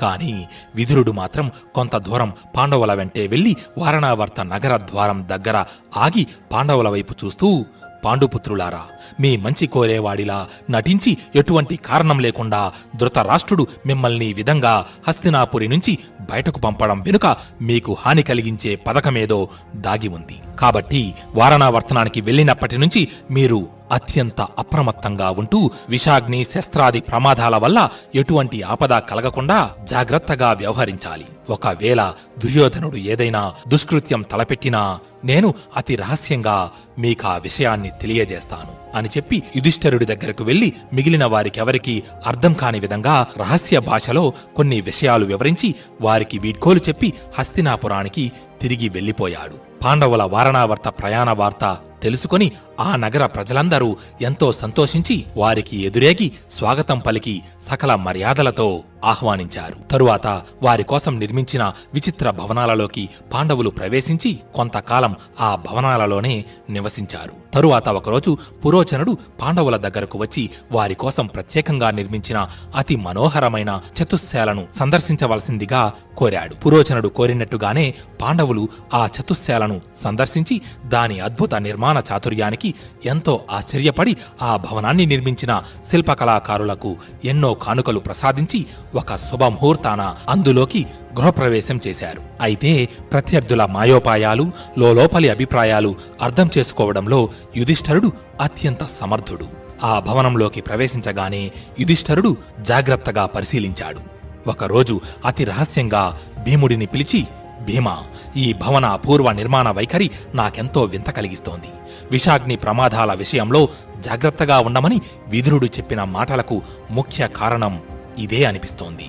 గమనించావా? ఈ భవన గోడల నుండి లక్షా పరిమళాలు వెదజల్లుతున్నాయి. ఆ భవనమంతా లక్క సాలవృక్ష రసాల మిశ్రమాలతో నిర్మించబడి ఉంది. పైగా ఇది ఆయుధగారానికి అతి దగ్గరగా ఉంది. ఎప్పుడైనా ఇక్కడ అగ్ని ప్రమాదం సంభవించవచ్చు. కాబట్టి ఇక్కడ నివాసం ఉండడం మనకు ఎంతమాత్రం మంచిది కాదు అని అన్నాడు. అది విన్న భీముడు, మీరు ఇలా భావించినప్పుడు మనం ఎక్కడే ఉండవలసిన అవసరం లేదు. ఇంతకు ముందు నివసించిన అంతఃపురానికి తిరిగి వెళ్లిపోవచ్చు. అలాగే ఆ పురోచనుడిని ఈ లక్క ఇంటిలోనే భస్మం చేసి అంతం చెయ్యవచ్చు అని అన్నాడు కోపంగా. అప్పుడు యుధిష్ఠరుడు, భీమా, మనం ఈ భవంతి యొక్క రహస్యాలన్నీ సంపూర్ణంగా తెలుసుకున్నాము. ఇప్పుడు ఈ విషయాలు మనకు తెలిశాయని దుర్యోధనుడికి గనుక తెలిసిందంటే తన పథకాన్ని అనుకున్న దానికంటే ముందే అమలు చేయొచ్చు. లేదా మనకు అపకారం తలపెట్టడానికి మరిన్ని పథకాలు పన్నవచ్చు. మనకు వాటిని తెలుసుకోవడం మరింత కష్టమవుతుంది. కాబట్టి ప్రస్తుతం ఇవేమీ మనకు తెలియనట్టుగా ఇక్కడే జాగ్రత్తగా ఉండడం మంచిది అని అన్నాడు. అప్పటి నుంచి పాండవులు పగటిపూట సంగీత వినోదాలతో కాలక్షేపం చేస్తూ రాత్రి సమయాన వారి ఆయుధాలను ధరించి ప్రాణ సంరక్షణలో అత్యంత అప్రమత్తులై నిలిచారు. హస్తినాపురంలో విదురుడు దుర్యోధనుడి యొక్క కుటిల వ్యూహాన్ని పూర్తిగా అర్థం చేసుకుని తనకెంతో నమ్మకస్తుడైన కనకుడు అనే శిల్ప కళాకారుడొకడిని పిలిపించి ఎవరికీ అనుమానం రాకుండా దుర్యోధనుడి పథకాన్ని పాండవులకు తెలియజేయమని అతడిని ఆదేశించాడు. విదురుని ఆదేశంతో కనకుడు తన గుర్రంపై వాయువేగంతో వారణావర్తం చేరుకుని అతి రహస్యంగా పాండవులను కలిసి వారితో, రాకుమారా, నేను ధర్మాధర్మవేత్త అయిన విదురుడి ఆదేశం మేరకు ఇక్కడికి వచ్చాను. మీరు వారణావర్తంలోకి ప్రవేశించే ముందు విదురుడు రహస్య భాషలో ఎవరికీ అర్థం కాని విధంగా విషాగ్ని ప్రమాదాల వల్ల జాగ్రత్తగా ఉండమని మీకాదేశించిన విషయాన్ని మీకు ఆనవాలుగా చెప్పమని చెప్పారు. రాబోయే కృష్ణ చతుర్దశి నాడు ఆ దుష్ట పురోచనుడు ఈ లక్షాగృహానికి నిప్పంటించాలని నిశ్చయించుకున్నాడు. కాబట్టి మీరు దానికంటే ముందే ఈ భవంతి నుంచి వెళ్లిపోవలసి ఉంది. అందుకోసం భూగర్భంలో అతి గోప్యంగా ఒక సొరంగ మార్గం నిర్మించమని విదురుల వారు నన్ను ఆజ్ఞాపించారు అని చెప్పి ఆ కనకుడు లక్షా మందిరం అడుగున ఒక సుదీర్ఘ సొరంగం నిర్మించి పాండవులకు దాని రహస్యాలన్నీ వివరించాడు. అయితే భీముడు ఆ సొరంగంలోకి ప్రవేశించి తనే స్వయంగా ఆ మార్గాలంతటినీ పూర్తిగా పరిశీలించి బయటకు వెళ్లడానికి సర్వసన్నద్ధుడై వేచి ఉన్నాడు. అయితే పాండవులకు ఏ లోటు రాకుండా సపర్యలు చెయ్యడానికి, అలాగే పాండవుల రహస్యాలను తెలుసుకోవడానికి పురోచనుడు ఒక ఆటవిక మహిళను గూఢచారిగా నియమించాడు. ఆ మహిళకు 5 పుత్రులు. ప్రతిరోజు అడవికి వెళ్లి పండ్లు పూలు కోసి తెచ్చి కుంతీదేవిని ఆనందపరిచేది. అలాగే మరోవైపు నుంచి పాండవుల విషయాలన్నీ అతి రహస్యంగా ఎప్పటికప్పుడు పురోచనుడికి తెలియజేస్తుండేది. ఇలా వారణావర్తంలో 6 మాసాలు గడిచిపోయింది. కనకుడు చెప్పిన కృష్ణ చతుర్దశి రానే వచ్చింది. ఆ రోజు సాయంత్రం ఆ ఆటవిక మహిళ తన కుమారులతో కలిసి మృష్టాన్న భోజనం ఆరగించి మితి మీరిన మద్యపానంతో మైమరచి ఆ లక్క ఇంటిలోనే ఒక చోట ఆదమరచి వారందరూ నిద్రపోయారు. ఆ భవనంలోని ఒక మందిరంలో నివసిస్తున్న పురోచనుడు కూడా తన పథకాన్ని అమలు చెయ్యడానికి రాత్రి ఎప్పుడు అవుతుందా అని ఆసక్తిగా ఎదురుచూస్తున్నాడు. రాత్రి అయ్యిందే గాని భీముడు పురోచనుడి కంటే ముందే మేలుకొని ముందుగా పురోచనుడి మందిరానికి నిప్పు పెట్టి అతడి దుష్ట ఆలోచనకు ముగింపు పలికాడు. తరువాత తాము ఉంటున్న భవనాలకు నిప్పు అంటించి వెంటనే కుంతీదేవిని అన్నదమ్ములను సొరంగం తవ్విన మందిర ద్వారంలోకి ప్రవేశపెట్టి తాము సురక్షితంగానే ఉన్నామన్న వార్తను కనకుడికి తెలియజేశాడు. కాని ఆ భీకర స్వరంగ మార్గంలోకి కుంతీదేవి అడుగుపెట్టలేక ఆగిపోయింది. మిగిలిన పాండవులు కూడా భీముడి వేగాన్ని అందుకోలేకపోతున్నారు. దానితో భీముడు విజృంభించి కుంతీదేవిని తన వీపుపై ఎక్కించుకుని ధర్మరాజుని అర్జునుడిని తన 2 భుజాలపై కూర్చోబెట్టుకుని నకుల సహదేవులిద్దరినీ అవలీలగా 2 చేతులతో పైకెత్తి పట్టుకుని వాయువేగంతో మహాభేకరుడై సాగిపోయాడు. ఆ మరు నిమిషంలోనే లక్షాగృహ దహన అగ్నిజ్వాలలు పైకి లేచి విశాల ఆకాశాన్ని వెలుగులతో నింపేశాయి. ఆ మరుసటి రోజు ఉదయానికి లక్కగృహం, ఆయుధాగారం తదితర భవనాలు అన్నీ పూర్తిగా అగ్నికి ఆహుతై బూడిదైపోయాయి. ప్రజలందరూ ఆ ప్రదేశం చుట్టూ గుమికూడి కాలిపోయిన ఆ భవన శిథిలాలను తొలగిస్తూ పాండవుల మృతదేహాల కోసం అన్వేషిస్తున్నారు. ఇంతలో కనకుడు కూడా అక్కడికి చేరుకొని ఏమీ తెలియని వాడిలా ప్రజలలో ఒకటిగా కలిసిపోయి పాండవులు తప్పించుకు వెళ్లిన ఆ సొరంగ మార్గాన్ని ఎవరికీ కనబడకుండా బూడిద పోగులతో మూసివేశాడు. పాండవుల శరీరాల కోసం వెతుకుతూ కుప్పలుగా ఒకదానిపై మరొకటి పడి ఉన్న భవంతి గోడలను తొలగిస్తున్న వారణావర్త పౌరుల కంటికి పురోచనుడు, పాండవులకు గూఢచారిగా అతను నియమించిన ఆటవిక మహిళ, తన 5 పుత్రుల శరీరాలు పూర్తిగా కాలిపోయి కనిపించాయి. మంటల్లో పడి బాగా కాలిపోయి అనిర్దిష్ట రూపంలో ఉన్న ఆ మృతదేహాలను చూసిన ప్రజలు ఆ శరీరాలు కుంతీదేవి పాండవులవే అయ్యుంటాయని భావించి తీవ్ర ఆవేదనకు గురయ్యారు. ప్రజల ఆర్తనాదాలతో ఆ ప్రదేశమంతా మారుమోగిపోయింది. వారంతా కన్నీరు మున్నీరుగా రోదించారు. ఇదంతా చూసిన కనకుడు హస్తినాపురానికి వెళ్లి పాండవుల క్షేమవార్త విదురుడికి చేరవేసి ఆయనకు అమితానందం కలిగించాడు. ఆ తరువాత పాండవుల మరణ సమాచారం ధృతరాష్ట్రుని చెవిన పడింది. అది విన్న ధృతరాష్ట్రుడు ఒక్కసారిగా అయ్యో అంటూ కేకలు వేస్తూ పెద్దగా రోదించాడు. మరు నిమిషంలోనే ఆ వార్త అంతఃపురమంతటా వ్యాపించింది. అది విని గాంధారితో సహా భీష్మ, కృప, ద్రోణాచార్యులు గుండెలు పగిలేలా ఏడ్చారు. అసలు నిజం తెలిసిన విదురుడు కూడా బాధపడినట్టు నటించాడు. ఆ వార్త విన్న దుర్యోధనుడి ఆనందానికి అవధులు లేవు. ఇక ఈ అఖండ భారతావనికంతటికీ నేనే సార్వభౌముడిని అంటూ ఆనందంతో ఉప్పొంగిపోయాడు. అగ్ని ప్రమాదం నుంచి బయటపడిన పాండవులు భాగీరథి నది దాటి దక్షిణ దిక్కుగా ప్రయాణిస్తున్నారు. అప్పటికి మిట్ట మధ్యాహ్నమయ్యింది. ఆకలితో మరింతగా అలసి సొలసి వసివాడిన అన్నదమ్ములను కుంతీదేవిని మోసుకుంటూ భీమసేనుడు యథావిధిగా వేగంగా అడుగులు వేస్తూ ముందుకు సాగిపోయాడు. సాయంకాల సమయానికి వారందరూ ఒక వటవృక్ష చల్లని నీడలో విశ్రాంతి తీసుకున్నారు. భీముడు అంతలో తల్లి సహోదరుల దాహం తీర్చాలని అనుకుని ఆ ప్రదేశంలో మంచినీటి ఆచూకీ కోసం వెతికాడు. కాని తనకి దగ్గరలో ఎక్కడా నీటి జాడ కనిపించలేదు. దానితో భీముడు వాళ్ళు విశ్రాంతి తీసుకున్న వటవృక్షం పైకెక్కి చుట్టూ పరిశీలించగా ఆ ప్రదేశానికి దగ్గరలో ఓ మంచినీటి మడుగు కనిపించింది.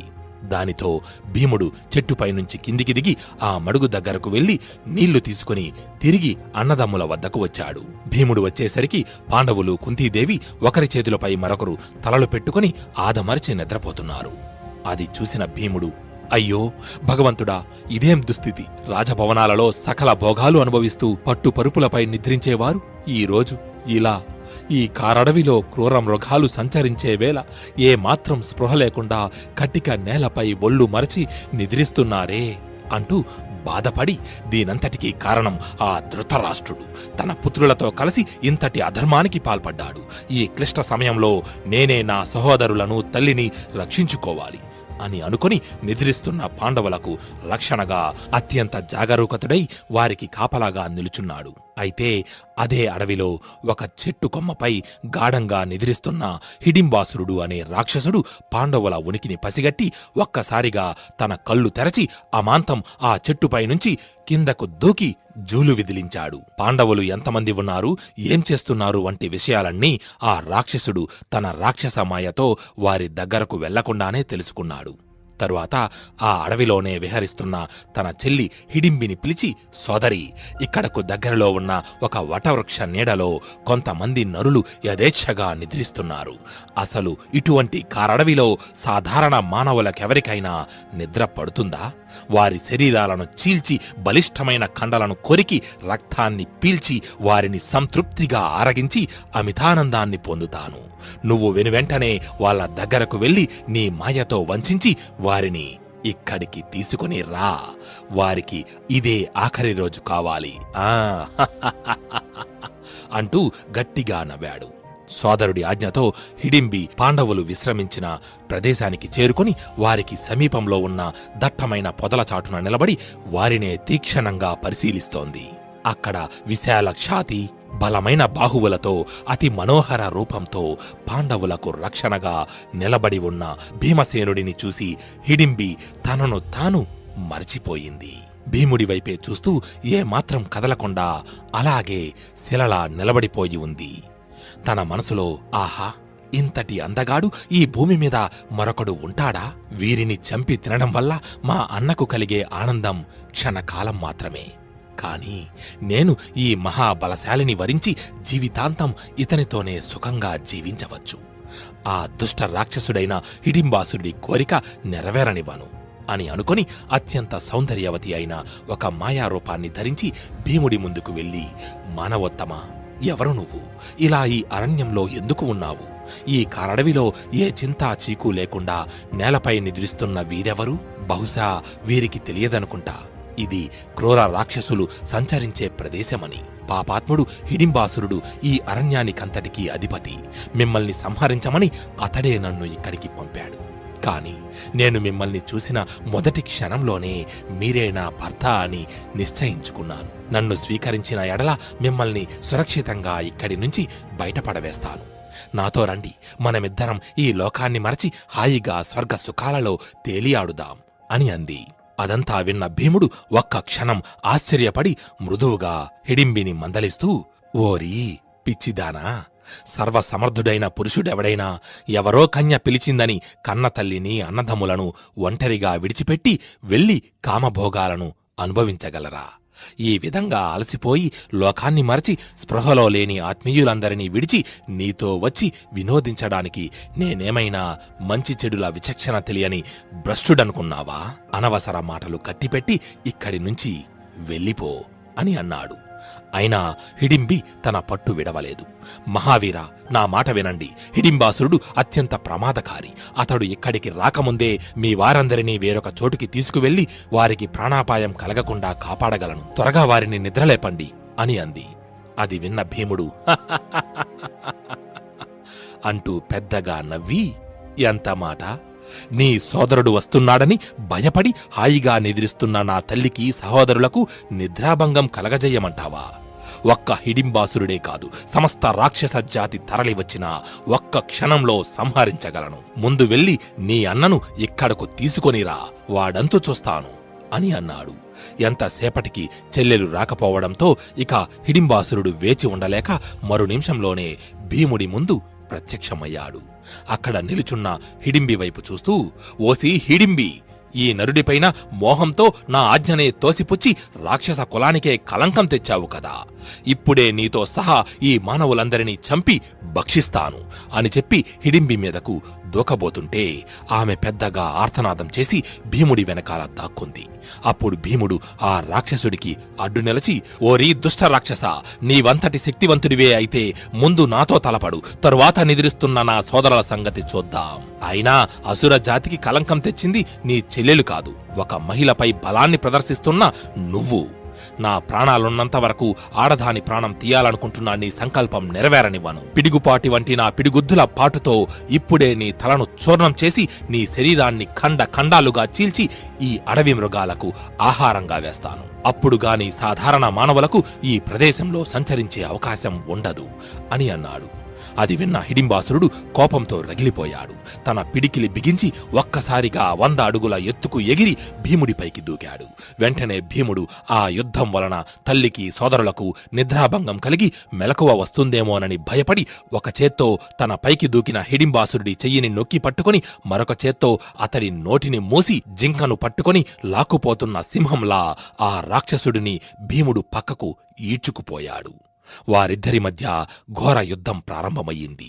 భూమిలో కూరుకుపోయిన పెద్ద పెద్ద వృక్షాలను సైతం వేర్లతో సహా పెకిలించి కొట్టుకుంటున్నారు. పెద్ద పెద్ద బండరాళ్లను సునాయాసంగా ఎత్తి ఒకరిపై మరొకరు విసురుకుంటున్నారు. వారిద్దరి కాళ్ల కింద నలిగి భూమి దద్దరిల్లిపోతోంది. నేలపై ఉన్న దుమ్ము ఆకాశానికి ఎగిరిపడుతోంది. ఇంతలో ఆ హిడింబాసురుడు ఒక్కసారిగా భీముడి తలను తన చేతుల మధ్య అదిమిపట్టి దిక్కులు పిక్కటిల్లేలాగా గట్టిగా సింహనాదం చేశాడు. ఆ కర్ణ కఠోర ధ్వని విని చెట్టు కింద నిద్రిస్తున్న పాండుకుమారులు కుంతీదేవి మేల్కొన్నారు. తమకు అల్లంత దూరాన తలపడి పోరాడుతున్న భీమ హిడింబాసురుల పోరాటాన్ని, తమ ముందు అతిలోక సౌందర్యంతో వెన్నెల వెలుగులు విరజిమ్ముతూ నిలుచుని ఉన్న హిడింబిని చూసి ఆశ్చర్యానికి గురయ్యారు. వెంటనే కుంతీదేవి హిడింబి దగ్గరకు వెళ్లి ప్రశాంత స్వరంతో, ఓ సుందరీమణి, ఎవరు నీవు? అసలు ఇక్కడ ఏం జరుగుతోంది అని అడిగింది. దానితో హిడింబి వారికి జరిగిన విషయమంతా వివరించి చెప్పింది. ఆ తరువాత పాండుకుమారులు కుంతీదేవి భీమ హిడింబాసురుల భయంకర యుద్ధ ధోరణిని పరిశీలించి కొంతసేపటి వరకు నిశ్చేష్టులై చూస్తూ ఉండిపోయారు. ఆ తరువాత అర్జునుడు మెల్లగా భీమసేనుడిని సమీపించి, సోదరా భీమా, సమయం మించిపోతోంది. రాత్రి సమయాన రాక్షసుల శక్తి అనేక రెట్లు పెరిగిపోతుంది. కాబట్టి ఇంకా సమయం కాకముందే త్వరగా ఈ రాక్షసుడిని సంహరించాలి అని హెచ్చరించాడు. ఆపై భీమసేనుడు విజృంభించి ఆ రాక్షసుడి పాదాలను దొరకబుచ్చుకొని అటూ ఇటూ తిప్పి నేలకేసి కొట్టి వాడి నోటి నుంచి రక్తం కక్కించాడు. అయినా వదలకుండా పక్కనే ఉన్న బండరాతిపై పడవేసి వెన్నెముక విరగ్గొట్టి గిరగిరా తిప్పి ఆకాశంలోకి విసిరేశాడు. దాంతో ఆ హిడింబుడు గట్టిగా అరచి నేలమీద పడి స్పృహ తప్పి నిర్జీవుడై మరణించాడు. ఆ తరువాత పాండవులు కుంతీదేవి అర్జునుడి మాట ప్రకారం ఆ ప్రదేశానికి కొంత దూరంలో ఉన్న నగరం వైపుగా ప్రయాణమయ్యారు. అయితే హిడింబి కూడా వారి వెంటే బయలుదేరింది. అది చూసిన భీముడు ఆగి హిడింబి వైపు చూస్తూ, అక్కడే ఆగు, రాక్షసులు వారి వైరాన్ని ఎప్పటికీ విడిచిపెట్టరు. వివిధ రకాల మాయోపాయాలతో వంచించి మోసం చేసి ఎప్పటికైనా వారి పగ తీర్చుకుంటారు. నాకు నీపై అనువంతైన నమ్మకం కలగడం లేదు, ఇక్కడే ఆగిపో అని అన్నాడు. ఆ మాటలు విన్న హిడింబి కుంతీదేవి దగ్గరకు వెళ్లి, తల్లి, నేను మీ పుత్రుడు భీమసేనుడిని చూసిన మరుక్షణమే అతడే నా భర్త అని నిశ్చయించుకున్నాను. ఇతడి కోసం తోడబుట్టిన అన్నని, సొంత కుటుంబాన్ని వదులుకొని మీ చెంతకు వచ్చాను. ఇప్పుడు వీరు నన్ను స్వీకరించకపోతే నాకు మరణం తప్ప వేరొక గత్యంతరం లేదు. వీరు నన్ను వరించిన మరుక్షణమే నేను మీ మనసులోని కోరికలన్నింటినీ నెరవేర్చగలను. నేను భూత భవిష్యత్ వర్తమాన సంఘటనలన్నింటినీ అవలీలగా తెలుసుకోగలను. మీకు ఇప్పుడొక భవిష్యత్ సంఘటనను చెబుతా వినండి. ఇక్కడికి కొంత దూరంలో ఒక సరోవరం ఉంది. శాలిహోత్ర మహాముని అత్యద్భుత తపశ్శక్తి వల్లనే ఆ సరోవరం ఉద్భవించింది. ఆ కొలను తీర్థం తాగిన వారికి ఆకలి దాహాలు ఉండవు. మీరు అక్కడికి చేరుకున్న తరువాత వ్యాస మహర్షి అక్కడికి వచ్చి మీకు మార్గనిర్దేశం చేస్తారు అని అంది. హిడింబి మాటలకు కుంతీదేవి ఆనందపడి భీముడి దగ్గరకు వెళ్లి, భీమా, నీకోసం తన వాళ్ళందరినీ కాదని వచ్చిన కన్యను కాదనడం ధర్మం కాదు. నువ్వీ కన్యను వివాహమాడి కురువంశాభివృద్ధి గావించు అని ఆజ్ఞాపించింది. భీమసేనుడు కుంతీదేవి మాటలకు అంగీకరించాడు. కాని హిడింబికి ఒక బిడ్డ జన్మించేంత వరకు మాత్రమే తనతో కలిసి ఉంటానని నియమం పెట్టాడు. దానికి హిడింబి సంతోషంగా అంగీకరించి భీమసేనుడిని వివాహమాడింది. ఆ తరువాత వారందరూ శాలిహోత్ర మహాముని ఆశ్రమానికి చేరుకొని ఆ రోజు రాత్రి అక్కడే విశ్రమించారు. మరుసటి రోజు ఉదయానికి హిడింబి చెప్పినట్టుగానే వ్యాసముని అక్కడికి వచ్చారు. వ్యాసుడిని చూసిన కుంతీదేవి పాండుపుత్రులు వినయంగా ఆయనకు నమస్కరించి ప్రణామం చేశారు. వ్యాసుడు వారందరినీ ఆశీర్వదించి కుంతీదేవిని ఓదారుస్తూ, ఆ ధృతరాష్ట్రుడు కొడుకుల మీద మమకారంతో మిమ్మల్ని వారణావర్తానికి పంపి కష్టాల పాలు చేశాడు. మీరు ధైర్యాన్ని కోల్పోవద్దు. త్వరలోనే మీకు మంచి రోజులు వస్తాయి. నీ జ్యేష్ఠ కుమారుడు యుధిష్ఠరుడు సాక్షాత్తు ధర్మస్వరూపుడు. అతడు అత్యంత పరాక్రమవంతులైన తన నలుగురు సోదరుల సహాయంతో అధర్మపరులందరినీ నిర్జించి సమస్త భూమండలాన్ని పరిపాలిస్తాడు అని ధైర్యం చెప్పి పక్కనే ఉన్న హిడింబి వైపు చూస్తూ, ఈ హిడింబి అసలు పేరు కమలపాలిక. ఈమెకు అతి త్వరలో ఓ కుమారుడు జన్మించనున్నాడు. అతడు మహాబల పరాక్రమశాలి. ఆపద సమయంలో అతడు మిమ్మల్ని కంటికి రెప్పలా రక్షిస్తాడు. కొంతకాలం మీరిక్కడే నివసించి ఆ తరువాత ఏకచక్రపురం నగరానికి చేరుకొని అక్కడ అతి రహస్యంగా బ్రాహ్మణ వేషధారులై గడిపి నా రాక కోసమై నిరీక్షించవలెను. నేను అక్కడికి వచ్చి తరువాత మీ కర్తవ్యాన్ని వివరిస్తాను అని చెప్పి పాండుకుమారులను ఆప్యాయంగా కౌగిలించుకుని వారందరికీ వీడ్కోలు చెప్పి వ్యాస మహర్షి అదృశ్యమయ్యాడు. ఆ తరువాత పాండవులు కుంతీదేవి శాలిహోత్ర మహాముని ఆశ్రమంలోనే కొంతకాలం నివసించారు. భీమసేనుడు హిడింబిల ప్రేమకు గుర్తుగా హిడింబి గర్భాన అతి భయంకర రూపంతో, వజ్రం లాంటి శరీరంతో, నిప్పు కణాలాంటి కనులు, వాడి కోరలతో వారికి ఒక రాక్షస శిశువు జన్మించాడు. ఆశ్చర్యకరంగా అతడు పుట్టిన మరుక్షణమే యవ్వనవతుడయ్యాడు. భీముడు హిడింబి ఆ కుమారుడికి గదోద్గజుడు అని నామకరణం చేశారు. గదోద్గజుడు రాక్షస మాయ విద్యలన్నిటినీ అవపోసన పట్టాడు. అనేక అస్త్రశస్త్రాలను, మంత్రసిద్ధిని పొంది అపార పిశాచ రాక్షస వర్గానికి అధిపతి అయ్యాడు. ఇలా కొంతకాలం గడిచిన తరువాత ఒకరోజు గదోద్గజుడు పాండవులందరి సమక్షంలో భీముడితో, పితృదేవా, ఇప్పటి నుండి నేను ఈ రాక్షస గణాలతో కలిసి రాక్షస లోకమైన మాయాద్వీపంలోనే నివసించాలని అనుకుంటున్నాను. మీకు నా అవసరం ఎప్పుడు వచ్చినా నా నామం స్మరించి నన్ను పిలిచిన మరుక్షణమే నేను మీ ముందు ప్రత్యక్షమవుతాను. నా ఈ సంకల్పానికి అనుమతివ్వవలసిందిగా మిమ్మల్ని కోరుతున్నాను అని అన్నాడు. పాండుకుమారులు కుంతీదేవి ఆ అభ్యర్థనకు అంగీకరించి గదోద్గజుడిని ఆశీర్వదించారు. దానితో గదోద్గజుడు వారందరికీ వీడ్కోలు చెప్పి తల్లిని, రాక్షస ఘనాలను తీసుకుని అక్కడి నుంచి అదృశ్యమయ్యాడు. ఆ తరువాత పాండవులు కొంతకాలం శాలిహోత్ర ముని వద్ద ఎన్నో నీతి, ధర్మశాస్త్ర రహస్యాలను అవగాహన చేసుకుని ఆ మునీశ్వరుని ఆశీస్సులు పొంది క్రమక్రమంగా విదర్భ, మర్ధ్య, త్రిగర్త రాజ్యాలను దాటి ఏకచక్రపురం చేరుకున్నారు. అక్కడ నారచీరలు కట్టి, బ్రాహ్మణ వేషం ధరించి, బ్రహ్మచర్య వ్రతాన్ని స్వీకరించి, భైక్షుక వృత్తిని చేపట్టి ఆ గ్రామంలోని ఒక గృహస్థుని ఇంటిలో వసతి ఏర్పరచుకున్నారు. అక్కడ ప్రతిరోజు పాండవులు భిక్షకు వెళ్లి సంపాదించిన ఆహారాన్ని కుంతీదేవికి అప్పగించడం, కుంతీదేవి ఆ ఆహారాన్ని 2 భాగాలుగా విభజించి అందులోని ఒక భాగాన్ని భీముడికి పెట్టి మరొక భాగాన్ని వారైదుగురు తిని సరిపెట్టుకునేవారు. గంభీర వేదాధ్యాయన ఘోషతో ఆ మందిర ప్రాంగణాలలో దివ్య పురుషుల వలె ప్రకాశిస్తున్న ఆ రాకుమారులను చూసి ఆ గృహస్థులెంతో ఆప్యాయతతో భిక్షాన్నాలతో ఆదరించారు. పాండవులను చూసి ఆ గృహస్థులందరూ సమస్త లోకాలను పరిపాలించగల తేజోశక్తి ఉన్న ఈ మహాపురుషులు ఇలా యాచక వృత్తి చెయ్యడం ఎంత దుర్భరమో కదా అంటూ నిట్టూర్చేవారు. ఇలా ఓ రోజు ధర్మార్జున, నకుల, సహదేవులు భిక్షాటన కోసమై బయటకు వెళ్ళగా భీమసేనుడొక్కడే ఇంటిలో నిదురిస్తున్నాడు. అప్పుడు పాండవులకు ఆశ్రయమిచ్చిన గృహస్థు మందిరంలో నుంచి ఒక హృదయ విదారకమైన ఆక్రందన ధ్వని వినిపించింది. కుంతీదేవి ఆ ఆక్రోశం విని భయపడి వెంటనే నిద్రపోతున్న భీమసేనుడికి మెలకువ కలిగించింది. ఆ తరువాత నిద్రలేచిన భీముడితో కుంతీదేవి, కుమారా, మనకి ఉపకారం చేసిన వారికి కొంతైనా పరోపకారం చేయడం మానవ ధర్మం. అలాంటిది ఈ గృహస్థులు ఇంతకాలం మనల్ని ఆదరించి ఆశ్రయమిచ్చారు. ఇప్పుడు వీరు ఏదో ఆపదలో ఉన్నట్టున్నారు. వీరి బాధను తొలగించి వీరి రుణం కొంతైనా తీర్చుకోవడం మన ధర్మం అని అంది. అది విన్న భీముడు, ఈ చిన్ని విషయానికి మీరింతలా ఆందోళన పడాలా? వారు ఎంత పెద్ద ఆపదలో ఉన్నా సునాయాసంగా నేను వారిని ఆ ఆపద నుంచి రక్షించగలను. ముందుగా మీరు వెళ్లి వారిని ఓదార్చి వారి సమస్యకు కారణమేంటో విచారించి నాకు తెలియజేయండి అని అన్నాడు.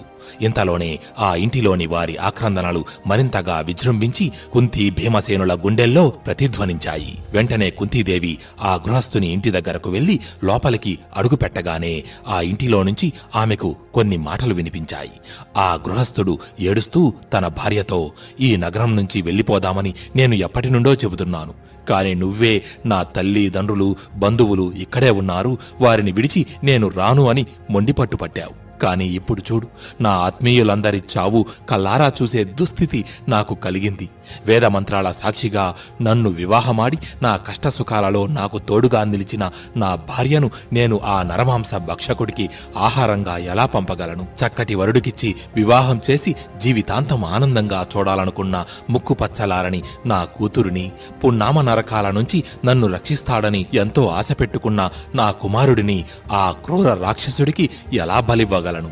లేదు, నా గొంతులో ప్రాణం ఉన్నంత వరకు నా కుటుంబానికి ఏ ఆపద రానివ్వను. నేనే ఆ రాక్షసుడికి ఆహారంగా వెళ్తాను.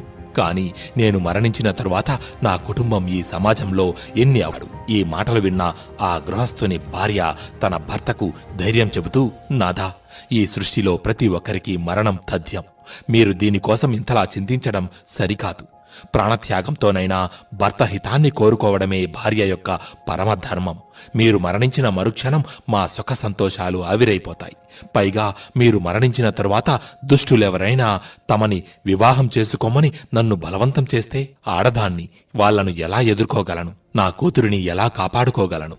మన పిల్లల్ని సన్మార్గంలో ఎలా నడిపించగలడు? ఏదేమైనా నేను సంసార సుఖాలన్నీ సంపూర్ణంగా అనుభవించాను. మీ వంటి పుణ్యమూర్తిని వివాహమాడి 2 బిడ్డలకు జన్మనిచ్చి ధన్యురాలినయ్యాను. ఇంతకంటే ఒక స్త్రీకి కావలసింది మరేముంది? కాబట్టి ఆ రాక్షసుడికి ఆహారంగా నేనే వెళ్తాను. మీకోసం కన్న తల్లిదండ్రులను, సొంత కుటుంబాన్ని మాత్రమే కాదు, నా ప్రాణాలను సైతం త్యజించగలను అని అంది. ఆ మాటలు విన్న ఆ గృహస్థుడు భార్యను గట్టిగా తన గుండెలకు హత్తుకొని మరింత బిగ్గరగా రోదించాడు.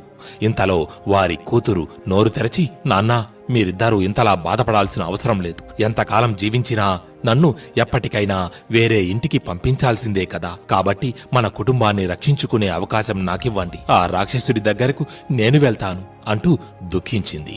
అది విన్న ఆ తల్లిదండ్రులు ఆ పాపను దగ్గరకు తీసుకుని నుదుటిని ముద్దాడి వారి ఈ పరిస్థితికి బాధపడి బోరున విలపించారు. ఇదంతా చూస్తున్న ఆ గృహస్థుడి చిన్న కుమారుడు అసలు ఆ సమస్య తీవ్రతను కూడా అర్థం చేసుకోలేనంత పసివాడు. అయినా వాడు తక్కువేమీ కాదు. ఆ బాలుడు ఒక్కసారిగా పెద్దగా అంటూ నవ్వి పక్కనే ఉన్న గడ్డిపూచను కత్తి అనుకుని చేతబట్టుకుని కల్లెర్రజేసి వారి వైపు చూస్తూ, మీరంతా ఎందుకిలా బాధపడుతున్నారు? నేను ఆ రాక్షసుడిని ఒక్క గుద్దుతో అంతం చేసి మన కుటుంబాన్ని రక్షిస్తాను అని అన్నాడు. ఆ పసివాడి మాటలకు అంత బాధలో కూడా వారందరి పెదవిన ఆనందంతో చిరునవ్వులు వెలశాయి. ఈ దృశ్యాన్నంతా చూసిన కుంతీదేవి ఇదే సరైన సమయం అనుకుని వారి సమీపానికి వెళ్లి ఆత్మీయతతో, బ్రాహ్మణోత్తమ, మీరందరూ ఎందుకింతలా చింతిస్తున్నారు? మీ ఈ బాధకు గల ముఖ్య కారణమేంటో నాకు చెబితే దానిని పరిష్కరించడానికి నేను చేయగలిగినంత సాయం చేస్తాను అని వారిని ఓదార్చింది.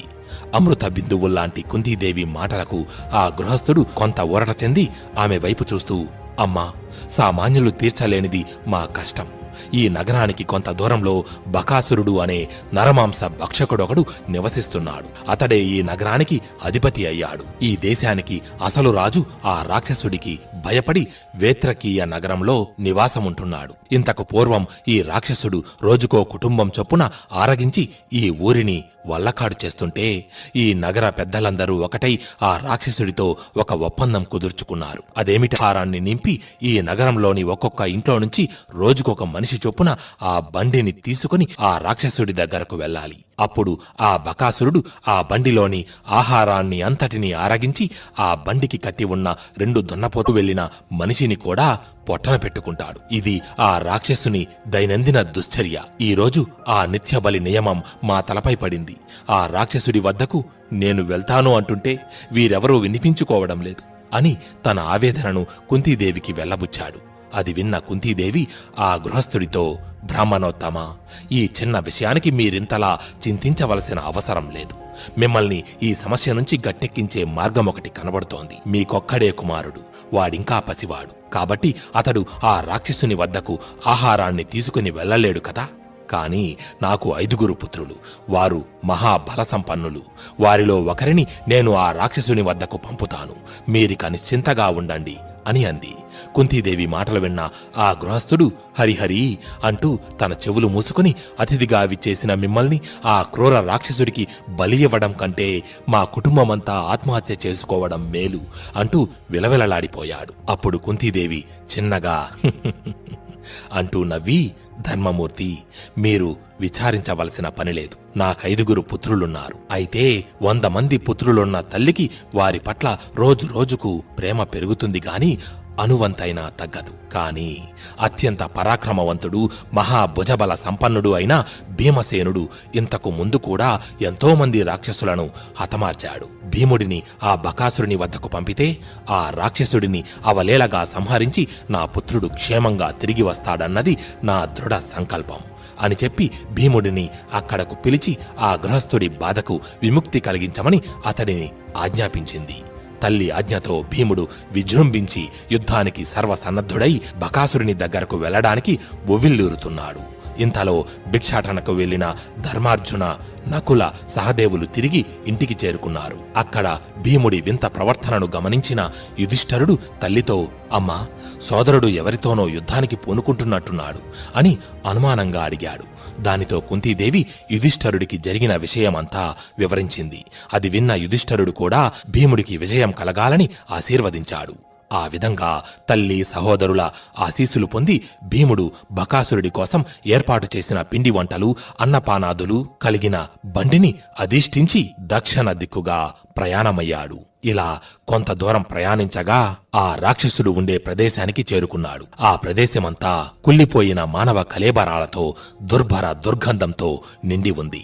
దానితో భీముడు అంతకు మించి లోనికి వెళ్లలేక బండిని అక్కడే ఆపి ఆ రాక్షసుడిని యుద్ధానికి ఆహ్వానిస్తూ గర్జించాడు.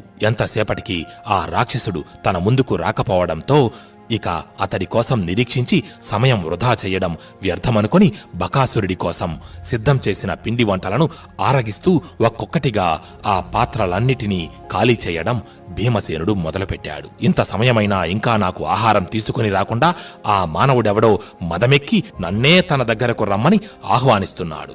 సరే సరే, నేనే అతడి వద్దకు పోయి వాడి మదం అనుస్తాను అని అనుకుని ఆ బకాసురుడు విజృంభించి ఒక్క గెంతుతో భీముడి సమక్షానికి చేరుకున్నాడు. అయినా భీముడు అతడి వైపైనా చూడక తనకేమీ పట్టనట్టు పిండి వంటలన్నిటినీ ఒక్కొక్కటిగా ఆరగిస్తున్నాడు. భీముడి నిర్లక్ష్య ధోరణి గమనించిన బకాసురుడు భగ్గున మండిపడి, నాకోసం తెచ్చిన భోజనాన్ని ముందుగా నువ్వు ఆరగిస్తావా? ఏకచక్రపురం వాసులందరూ కొవ్వెక్కి విర్రవీగుతున్నారు. ముందు నీ గర్వం అణచి తరువాత వారి సంగతి చూస్తాను అని చెప్పి భీముడి శరీరంపై పిడిగుద్దుల వర్షం కురిపించాడు. అయినా భీముడు అణువంతైనా చలించక అలాగే తింటూ కూర్చున్నాడు. దానితో ఆ బకాసురుడు పక్కనే ఉన్న మహావృక్షాన్ని పెకిలించి భీముడిపైకి దూకాడు. సరిగ్గా అప్పుడే తన భోజనం ముగించుకున్న భీముడు పైకి లేచి భీకర స్వరంతో గర్జించి, ఓరి దుష్ట రాక్షస, మితిమీరిన గర్వంతో ఇన్నాళ్లు చిన్న పెద్ద ముసలి ముతక అని తేడా లేకుండా అందరినీ చంపి పొట్టనబెట్టుకున్నావు. ఆ మాంస ఖండాలన్నీ ఇప్పుడే నీ చేత కక్కించి ఈ ఊరి వారందరికీ నీ నుంచి విముక్తి కలిగిస్తాను అని చెప్పి తన పిడికిలి బిగించి తన మీదకు దూకిన బకాసురుని గుండెలు అదిరేలా ఒక్క గుద్దు గుద్దాడు. ఆ దెబ్బకి బకాసురుడు 30 అడుగుల దూరానికి ఎగిరిపడి నేల మీద ఈడ్చుకుంటూ వెళ్లి ఒక చెట్టుకు గుద్దుకొని ఆగాడు. అయినా భీముడు వదలకుండా నేలలో పాతుకుపోయిన ఒక పెద్ద వృక్షాన్ని కబలించి ఆ రాక్షసుడి మీదకు విసిరాడు. అది చూసిన బకాసురుడు పైకి లేచి తన నోటిలో నుండి మంటలు కక్కుతూ ఆ వృక్షాన్ని మధ్యలోనే దగ్ధం చేసి నేలపై పడగొట్టాడు. ఆపై వారిద్దరూ విజృంభించి భీకర మల్లయుద్ధం ప్రారంభించారు. ఒకరిపై మరొకరు దూకి నేలపై ఈడ్చుకుంటూ పరస్పర భయంకరులై విజృంభించారు. ఆ సమయంలో వారిద్దరి ప్రతాపానికి భూతలమంతా దద్దరిల్లి గజగజ వణికింది. పరిసర ప్రాంతంలోని వృక్షాలన్నీ కోకటి వేలతో సహా కదిలి నేలపై కూలిపోయాయి. నేలపై ఉన్న దుమ్ము ఆకాశానికెగిరి సూర్యుడిని కమ్మేశాయి. వారిద్దరి భయంకర గర్జనలు విని భయపడి అక్కడ గుమికూడిన బకాసురుడి బంధువులంతా దూరంగా వెళ్లిపోయారు. అంతలోనే భీముడు ఆ రాక్షసుణ్ణి నేలకేసి కొట్టి తన పాదాన్ని అతడి గుండెలపై మోపి ఏనుగు నలిపినట్టుగా నలుపుతున్నాడు. ఆ మరుక్షణమే బకాసురుడు పైకి లేచి భీముడి గుండెలు దద్దరిల్లేలా కొట్టి అతి భయంకర సింహనాదముడు. కాని అప్పటికే బకాసురుడి శక్తి క్షీణించిందని గ్రహించిన భీముడు అదే సరైన సమయం అనుకొని 2 చేతులతో ఆ రాక్షసుని మెడభాగాన పట్టుకొని అతడి శరీరాన్ని 2 ముక్కలుగా చీల్చి ఆ ప్రదేశమంతా రక్తాన్ని ప్రవహింపజేశాడు. అది చూసిన రాక్షస ప్రేక్షకుల హృదయాలు వణికిపోయాయి. ఆ తరువాత భీముడు బకాసురుడి బంధువుల వైపు చూస్తూ, దుష్ట రాక్షసులారా, ఇకపై మీరెవ్వరూ ఏ మానవుని చంపి తినరాదు. నా ఆజ్ఞను కాదని ఎవరైనా దీనిని అతిక్రమిస్తే వారికి ఇదే గతి పడుతుంది అని హెచ్చరించి కింద పడి ఉన్న ఆ బకాసురుడి కాళ్లను దొరకబుచ్చుకుని ఆ శవాన్ని నేలమీద ఈడ్చుకుంటూ తీసుకుపోయి ఆ ఊరి జనం మధ్యలోనే పడేశాడు. బకాసుర వధతో ఏకచక్రపురం వాసులందరికీ విముక్తి లభించింది. ఆ రాక్షసుడి మృతదేహాన్ని నేలపై ఈడ్చుకొచ్చి మహా ఉగ్రుడై నిలుచున్న భీముణ్ణి చూసిన ప్రజలు వారిలో వారు ఇతడు సాధారణ బ్రాహ్మణుడు కాదు, ఎవరో దివ్య పురుషుడై ఉంటాడు అని భావించి జనమంతా అతడికి జేజేలు కొట్టారు. ఆ తరువాత మరికొంతకాలం పాటు పాండవులు అక్కడే నివసించారు. అయితే ఓసారి ఒక బ్రాహ్మణుడు ద్రుపద నరేషుని రాజధాని అయిన కాంపిల్య నగరం నుంచి ఏకచక్రపురం చేరుకొని పాండవుల గృహానికి విచ్చేశాడు. ధర్మరాజు ఆయనను ఎంతో గౌరవ మర్యాదలతో సత్కరించాడు. ఆ తరువాత కుంతీదేవి తన పుత్రులతో సహా ఆ బ్రాహ్మణుడి దగ్గరకు వెళ్లి, మహాత్మా, మీరు ఏ దేశాలకు వెళ్లారు, అక్కడ విశేషాలు ఏంటి అని అడిగింది. దానికి ఆ బ్రాహ్మణుడు, అమ్మా, నేను వెళ్ళని దేశమంటూ లేదు. అలా వెళ్లిన ప్రతి దేశంలోనూ రాజుల యొక్క పూర్తి చరిత్రను అవగతం చేసుకున్నాను. కానీ ద్రుపదుడు పాలిస్తున్న పాంచాలం వంటి అద్భుతమైన రాజ్యాన్ని నేను ఈ భూమి మీద మరెక్కడా చూడలేదు. ఆ ద్రుపద మహీపతికి అగ్నిహోత్రం నుంచి ఒక మహా సౌందర్యవతి సద్గుణ రాశి అయిన కుమార్తె జన్మించింది. ఆమెకు తగిన వరుడు కోసం లోకమంతా గాలించి ఫలితం లేక ద్రుపదుడు ఆమెకు స్వయంవరం ప్రకటించాడు అని చెప్పాడు. అది విన్న కుంతీదేవి ఆశ్చర్యపడి, ఏంటి, ద్రుపదుడి కుమార్తె అగ్ని నుండి పుట్టిందా? ఆమె అలా జన్మించడానికి కారణమేంటి అని అడిగింది. దానికి ఆ బ్రాహ్మణుడు భరద్వాజ మహాపుత్రుడు ద్రోణుడు, ప్రశతుడి పుత్రుడు ద్రుపదుడు. వారిద్దరూ భరద్వాజుని వద్దే విలువిద్య నేర్చుకున్నారు. ఆ తరువాత ద్రుపదుడు పాంచాలానికి రాజయ్యాడు. అయితే ద్రోణుడు కటిక పేదరికంతో ఒకసారి ద్రుపదుడి వద్దకు వెళ్లి 2 పాడి ఆవులను దానం చెయ్యమని కోరాడు. కాని ద్రుపదుడు అహంకారంతో ద్రోణుడిని తీవ్రంగా అవమానించాడు. అది భరించలేని ద్రోణుడు హస్తినాపురి చేరుకుని కురురాకుమారులకు యుద్ధ విద్యలు నేర్పి గురుదక్షిణగా ద్రుపదుడిని బంధించి తెమ్మని కోరాడు. గురువు ఆజ్ఞతో రాకుమారులు అతడిని బంధించి తేగా ద్రోణుడు అతడిని తీవ్రంగా అవమానించి బంధ విముక్తుణ్ణి చేసి వదిలేశాడు. కాని ద్రుపదుడు ఆ అవమానాన్ని మర్చిపోలేక ఎలాగైనా ద్రోణుడిని చంపాలని ప్రతీకారంతో రగిలిపోయాడు. అస్త్రశస్త్ర విద్యలలో ఆరితేరిన మహావీరుడు ద్రోణుడిని సంహరించగల పుత్రుడి కోసం యాజుడు అనే మహామునిని పురోహితుడిగా చేసుకుని మహాయజ్ఞం మొదలుపెట్టాడు. యాజుడు ద్రుపదుడిని ఆయన భార్య కోకిలాదేవిని కూర్చోబెట్టి వారిద్దరి చేత యజ్ఞం చేయించాడు. అప్పుడు ఆ యజ్ఞగుండం నుంచి అతి భయంకర శరీరంతో ధనస్సు చేతబట్టి ఒక మహాపురుషుడు ఉద్భవించాడు. అప్పుడు భీకర గర్జనలతో ఆకాశవాణి అతడికి దుష్టధ్యుమ్న అని పేరు పెట్టింది. ఆ తరువాత అదే అగ్ని నుండి ముల్లోకాలలో మరెక్కడా లేనిటువంటి సౌందర్యరాశి ఉద్భవించింది. ఆమెను చూసి అక్కడ ఉన్న వారంతా ఒక్క నిమిషం శిలాప్రతిమలై నిలుచుండిపోయారు. ఆకాశవాణి ఆమెకు కృష్ణ అని పేరు పెట్టింది. ఈమెనే ద్రౌపది పాంచాలి అని కూడా అంటారు. పాంచాలి యుక్త వయసుకు వచ్చిందని గ్రహించిన ద్రుపదుడు ఆమెను ఎప్పటికైనా యుద్ధంలో తనని జయించిన సవ్యసాచి అర్జునుడికిచ్చే వివాహం జరిపించాలని అనుకున్నాడు. కాని ఆ తరువాత అర్జునుడు తన సోదరులతో సహా లక్కగృహంలో మరణించాడని తెలుసుకుని తీవ్రంగా దుఃఖించాడు. కాని ద్రుపదుడి రాజపురోహితుడు పాండవులకు అన్ని శుభశకునాలే కనిపిస్తున్నాయని, వారు తప్పక ఎక్కడో జీవించే ఉన్నారని ద్రుపదుడికి ధైర్యం చెప్పి, మీరు స్వయంవరం ఏర్పాటు చేయండి, అదే మన తక్షణ కర్తవ్యం, అంతా మంచే జరుగుతుంది అని అన్నాడు. పురోహితుడి మాటలకు ద్రుపదుడు ఎంతో సంతోషించి రోహిణీ నక్షత్రయుక్త పుష్య శుద్ధాష్టమి తిథి శుభముహూర్తంలో ద్రౌపది స్వయంవరం ఏర్పాటు చేయనున్నట్టు ప్రకటించాడు. ఆ స్వయంవరంలో సాధారణ వారెవరూ ఛేదించలేని ఒక మత్స్య యంత్రాన్ని రూపొందించి ఆ యంత్రాన్ని ఛేదించిన గొప్ప ధనుర్ధారికి మాత్రమే ద్రౌపదీదేవితో వివాహం జరిపించనున్నట్టు సమాచారం. నేటికి 75 రోజులలో ద్రౌపది స్వయంవరం జరగనున్నది. ఆ సౌందర్య రాశిని గుణవతిని వివాహమాడడం కోసం 4 దిక్కుల నుంచి మహామహారాజులందరూ కాంపిల్యానికి పయనమయ్యారు అని ఆ బ్రాహ్మణుడు కుంతీ పాండవులకు పాంచాల దేశ వివరాలన్నీ తెలియజేశాడు. ఆ మరుసటి రోజు కుంతీదేవి పాండవులతో, కుమారులారా, మనం ఇక్కడికొచ్చి చాలా కాలమయ్యింది. పరుల ఇంటిలో ఎక్కువ కాలం ఉండడం అంత మంచిది కాదు. పాంచాల దేశ వైభవం గురించి ఎంతో మంది గొప్పగా చెబుతుండగా విన్నాను. అక్కడికి వెళ్లాలన్నది నా అభిప్రాయం అని అంది.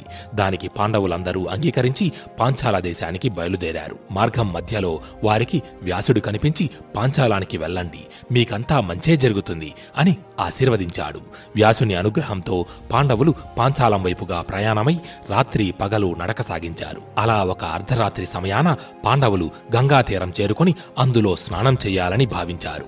నదిలో స్నానం చెయ్యడానికి ముందుకు అడుగులు వేస్తుంటే ఇంతలో ఎక్కడి నుండో ఒక బాణం వచ్చి వారి కాళ్ల ముందున్న నేలపై గుచ్చుకుంది. వెంటనే పాండవులు ఆ బాణం వేసింది ఎవరా అని పక్కకు తల తిప్పి చూశారు. అక్కడ అంగారపర్ణుడు అనే గంధర్వుడొకడు తన భార్యతో సహా రథంపై అక్కడకు వచ్చాడు. ఆ గంధర్వుడు పాండవుల వైపు చూస్తూ, మానవులారా, ఇది యక్షులు, రాక్షసులు, గంధర్వులు తిరిగే సమయం. ఈ సమయంలో మీరు ఇక్కడకు రావడానికి ఎలా సాహసించారు? నేను అంగారపర్ణుడిని. ఈ నదికి, ఈ ప్రదేశానికి నేనే అధిపతిని. మర్యాదగా ఇక్కడి నుంచి తిరిగి వెళ్ళిపోండి, లేదంటే మిమ్మల్ని సరాసరి యమపురికి పంపాల్సి వస్తుంది అని అన్నాడు. ఆ గంధర్వుడి మాటలకు అర్జునుడు చిన్నగా అంటూ నవ్వి, ఏంటి, ఈ నది నీదా? ఈ భూమి మీద ఉన్న నదులన్నీ ప్రజలకు ఉపయోగకరమైనవి. పైగా పవిత్రమైన ఈ గంగానది ప్రజలందరికీ చెందిన పుణ్యనది. ఇది ఎవరి సొంతమూ కాదు అని చెప్పి అర్జునుడు నదిలోకి వెళుతుంటే అంగారపర్ణుడు కోపంతో రగిలిపోతూ ధనస్సు తీసి అర్జునుడిపై బాణాల వర్షం కురిపించాడు. వెంటనే అర్జునుడు తన వీపుకి ఉన్న కవచాన్ని తీసి ఆ బాణాలను అడ్డుకున్నాడు. తరువాత అర్జునుడు అంగారపర్ణుడి వైపు చూస్తూ, ఓరి గంధర్వా, ఇప్పుడే నీ గర్వం అనుస్తాను అని చెప్పి ధనస్సు తీసి ఒక మంత్రం స్మరించగానే ఒక దివ్యాస్త్రం ప్రత్యక్షమైంది. ఇది ఆగ్నేయాస్త్రం. నీకు ధైర్యం ఉంటే దీనిని అడ్డుకో అని చెప్పి అర్జునుడు ఆ అస్త్రాన్ని గంధర్వుడిపై సంధించాడు. ఆ అస్త్ర ధాటికి అంగారపర్ణుడు నిలబడిన రథం కాలి బోడిదై అతడు నేలపై కూలిపోయాడు. అప్పుడు అర్జునుడు ఆ గంధర్వుడి జుట్టు పట్టుకొని ఈడ్చుకొచ్చి యుధిష్ఠరుడి పాదాల ముందు పడేశాడు.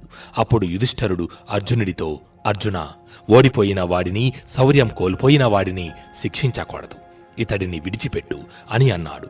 అప్పుడు అంగారపర్ణుడు పైకి లేచి, అర్జునా, నీ పరాక్రమానికి మెచ్చాను. నీతో స్నేహం చెయ్యాలని భావిస్తున్నాను. నీ ఆగ్నేయాస్త్రాన్ని నాకు ఉపదేశించు. దానికి బదులుగా నేను నీకు చాక్షుషి విద్యను, మహావేగం గల గుర్రాలను ఇస్తాను అని అన్నాడు. దానికి అర్జునుడు, గంధర్వ, మనం ఎంత స్నేహితులమైనా నేను నీ వద్ద నుంచి విద్యను, ధనాన్ని తీసుకోలేను. నీకు కావాలంటే ఆగ్నేయాస్త్రాన్ని ఇస్తాను, నాకు గుర్రాలను ఇవ్వు అని అన్నాడు. దానికి గంధర్వుడు ఒప్పుకున్నాడు. ఆ తరువాత అర్జునుడు ఆ గంధర్వుడితో, అంగారపర్ణ, నీవు మహాశక్తివంతుడవు, మంచి చెడులు తెలిసినవాడివి, కాని మాతో నువ్వెందుకు అలా గర్వంగా మాట్లాడావు అని అడిగాడు. దానికి ఆ గంధర్వుడు, అర్జున, మీరు ఎవరో నాకు తెలుసు, కాని నేను అలా మాట్లాడడానికి కారణం స్త్రీ పక్కన ఉంటే ఎంతటి వివేకవంతుడికైనా అహంకారం కలుగుతుంది. అందువల్లనే నేను మీతో అలా మాట్లాడాను అని అన్నాడు. అంగారపర్ణుడు చెప్పింది అక్షర సత్యం. ఇది నేటి యువతలో మరీ ఎక్కువైపోయింది. అమ్మాయి పక్కన ఉంటే ఆమె ముందు గొప్పగా అనిపించుకోవడం కోసం ఏ కారణం లేకుండా ఎదుటి వారిని వెక్కిరించడం, హేళనగా మాట్లాడటం, చేతులు వదిలేసి బండ్లు తోలడం వంటివి చేసి సమస్యలలో చిక్కుకుంటున్నారు. అలాంటి వారికి అంగారపర్ణుడి కథ ఒక గుణపాఠం. ఆ తరువాత పాండవులు తిరిగి ప్రయాణించి పాంచాల రాజ్యం చేరుకున్నారు. తరువాతి భాగంలో మనం ద్రౌపది స్వయంవరం విశేషాలు, అర్జునుడు మత్స్యయంత్రాన్ని ఛేదించడం వంటి విశేషాల గురించి తెలుసుకుందాం. అంతేకాకుండా అందరూ ఎప్పుడెప్పుడా అని ఎదురుచూస్తున్న ముఖ్య పాత్ర, మహాభారతాన్ని ముందుండి నడిపించిన ఒక వ్యక్తి కథలోకి ప్రవేశించబోతున్నాడు. కాబట్టి తరువాత భాగాన్ని అస్సలు తప్పరు కదూ. జై శ్రీకృష్ణ, జై జై మహాభారత్.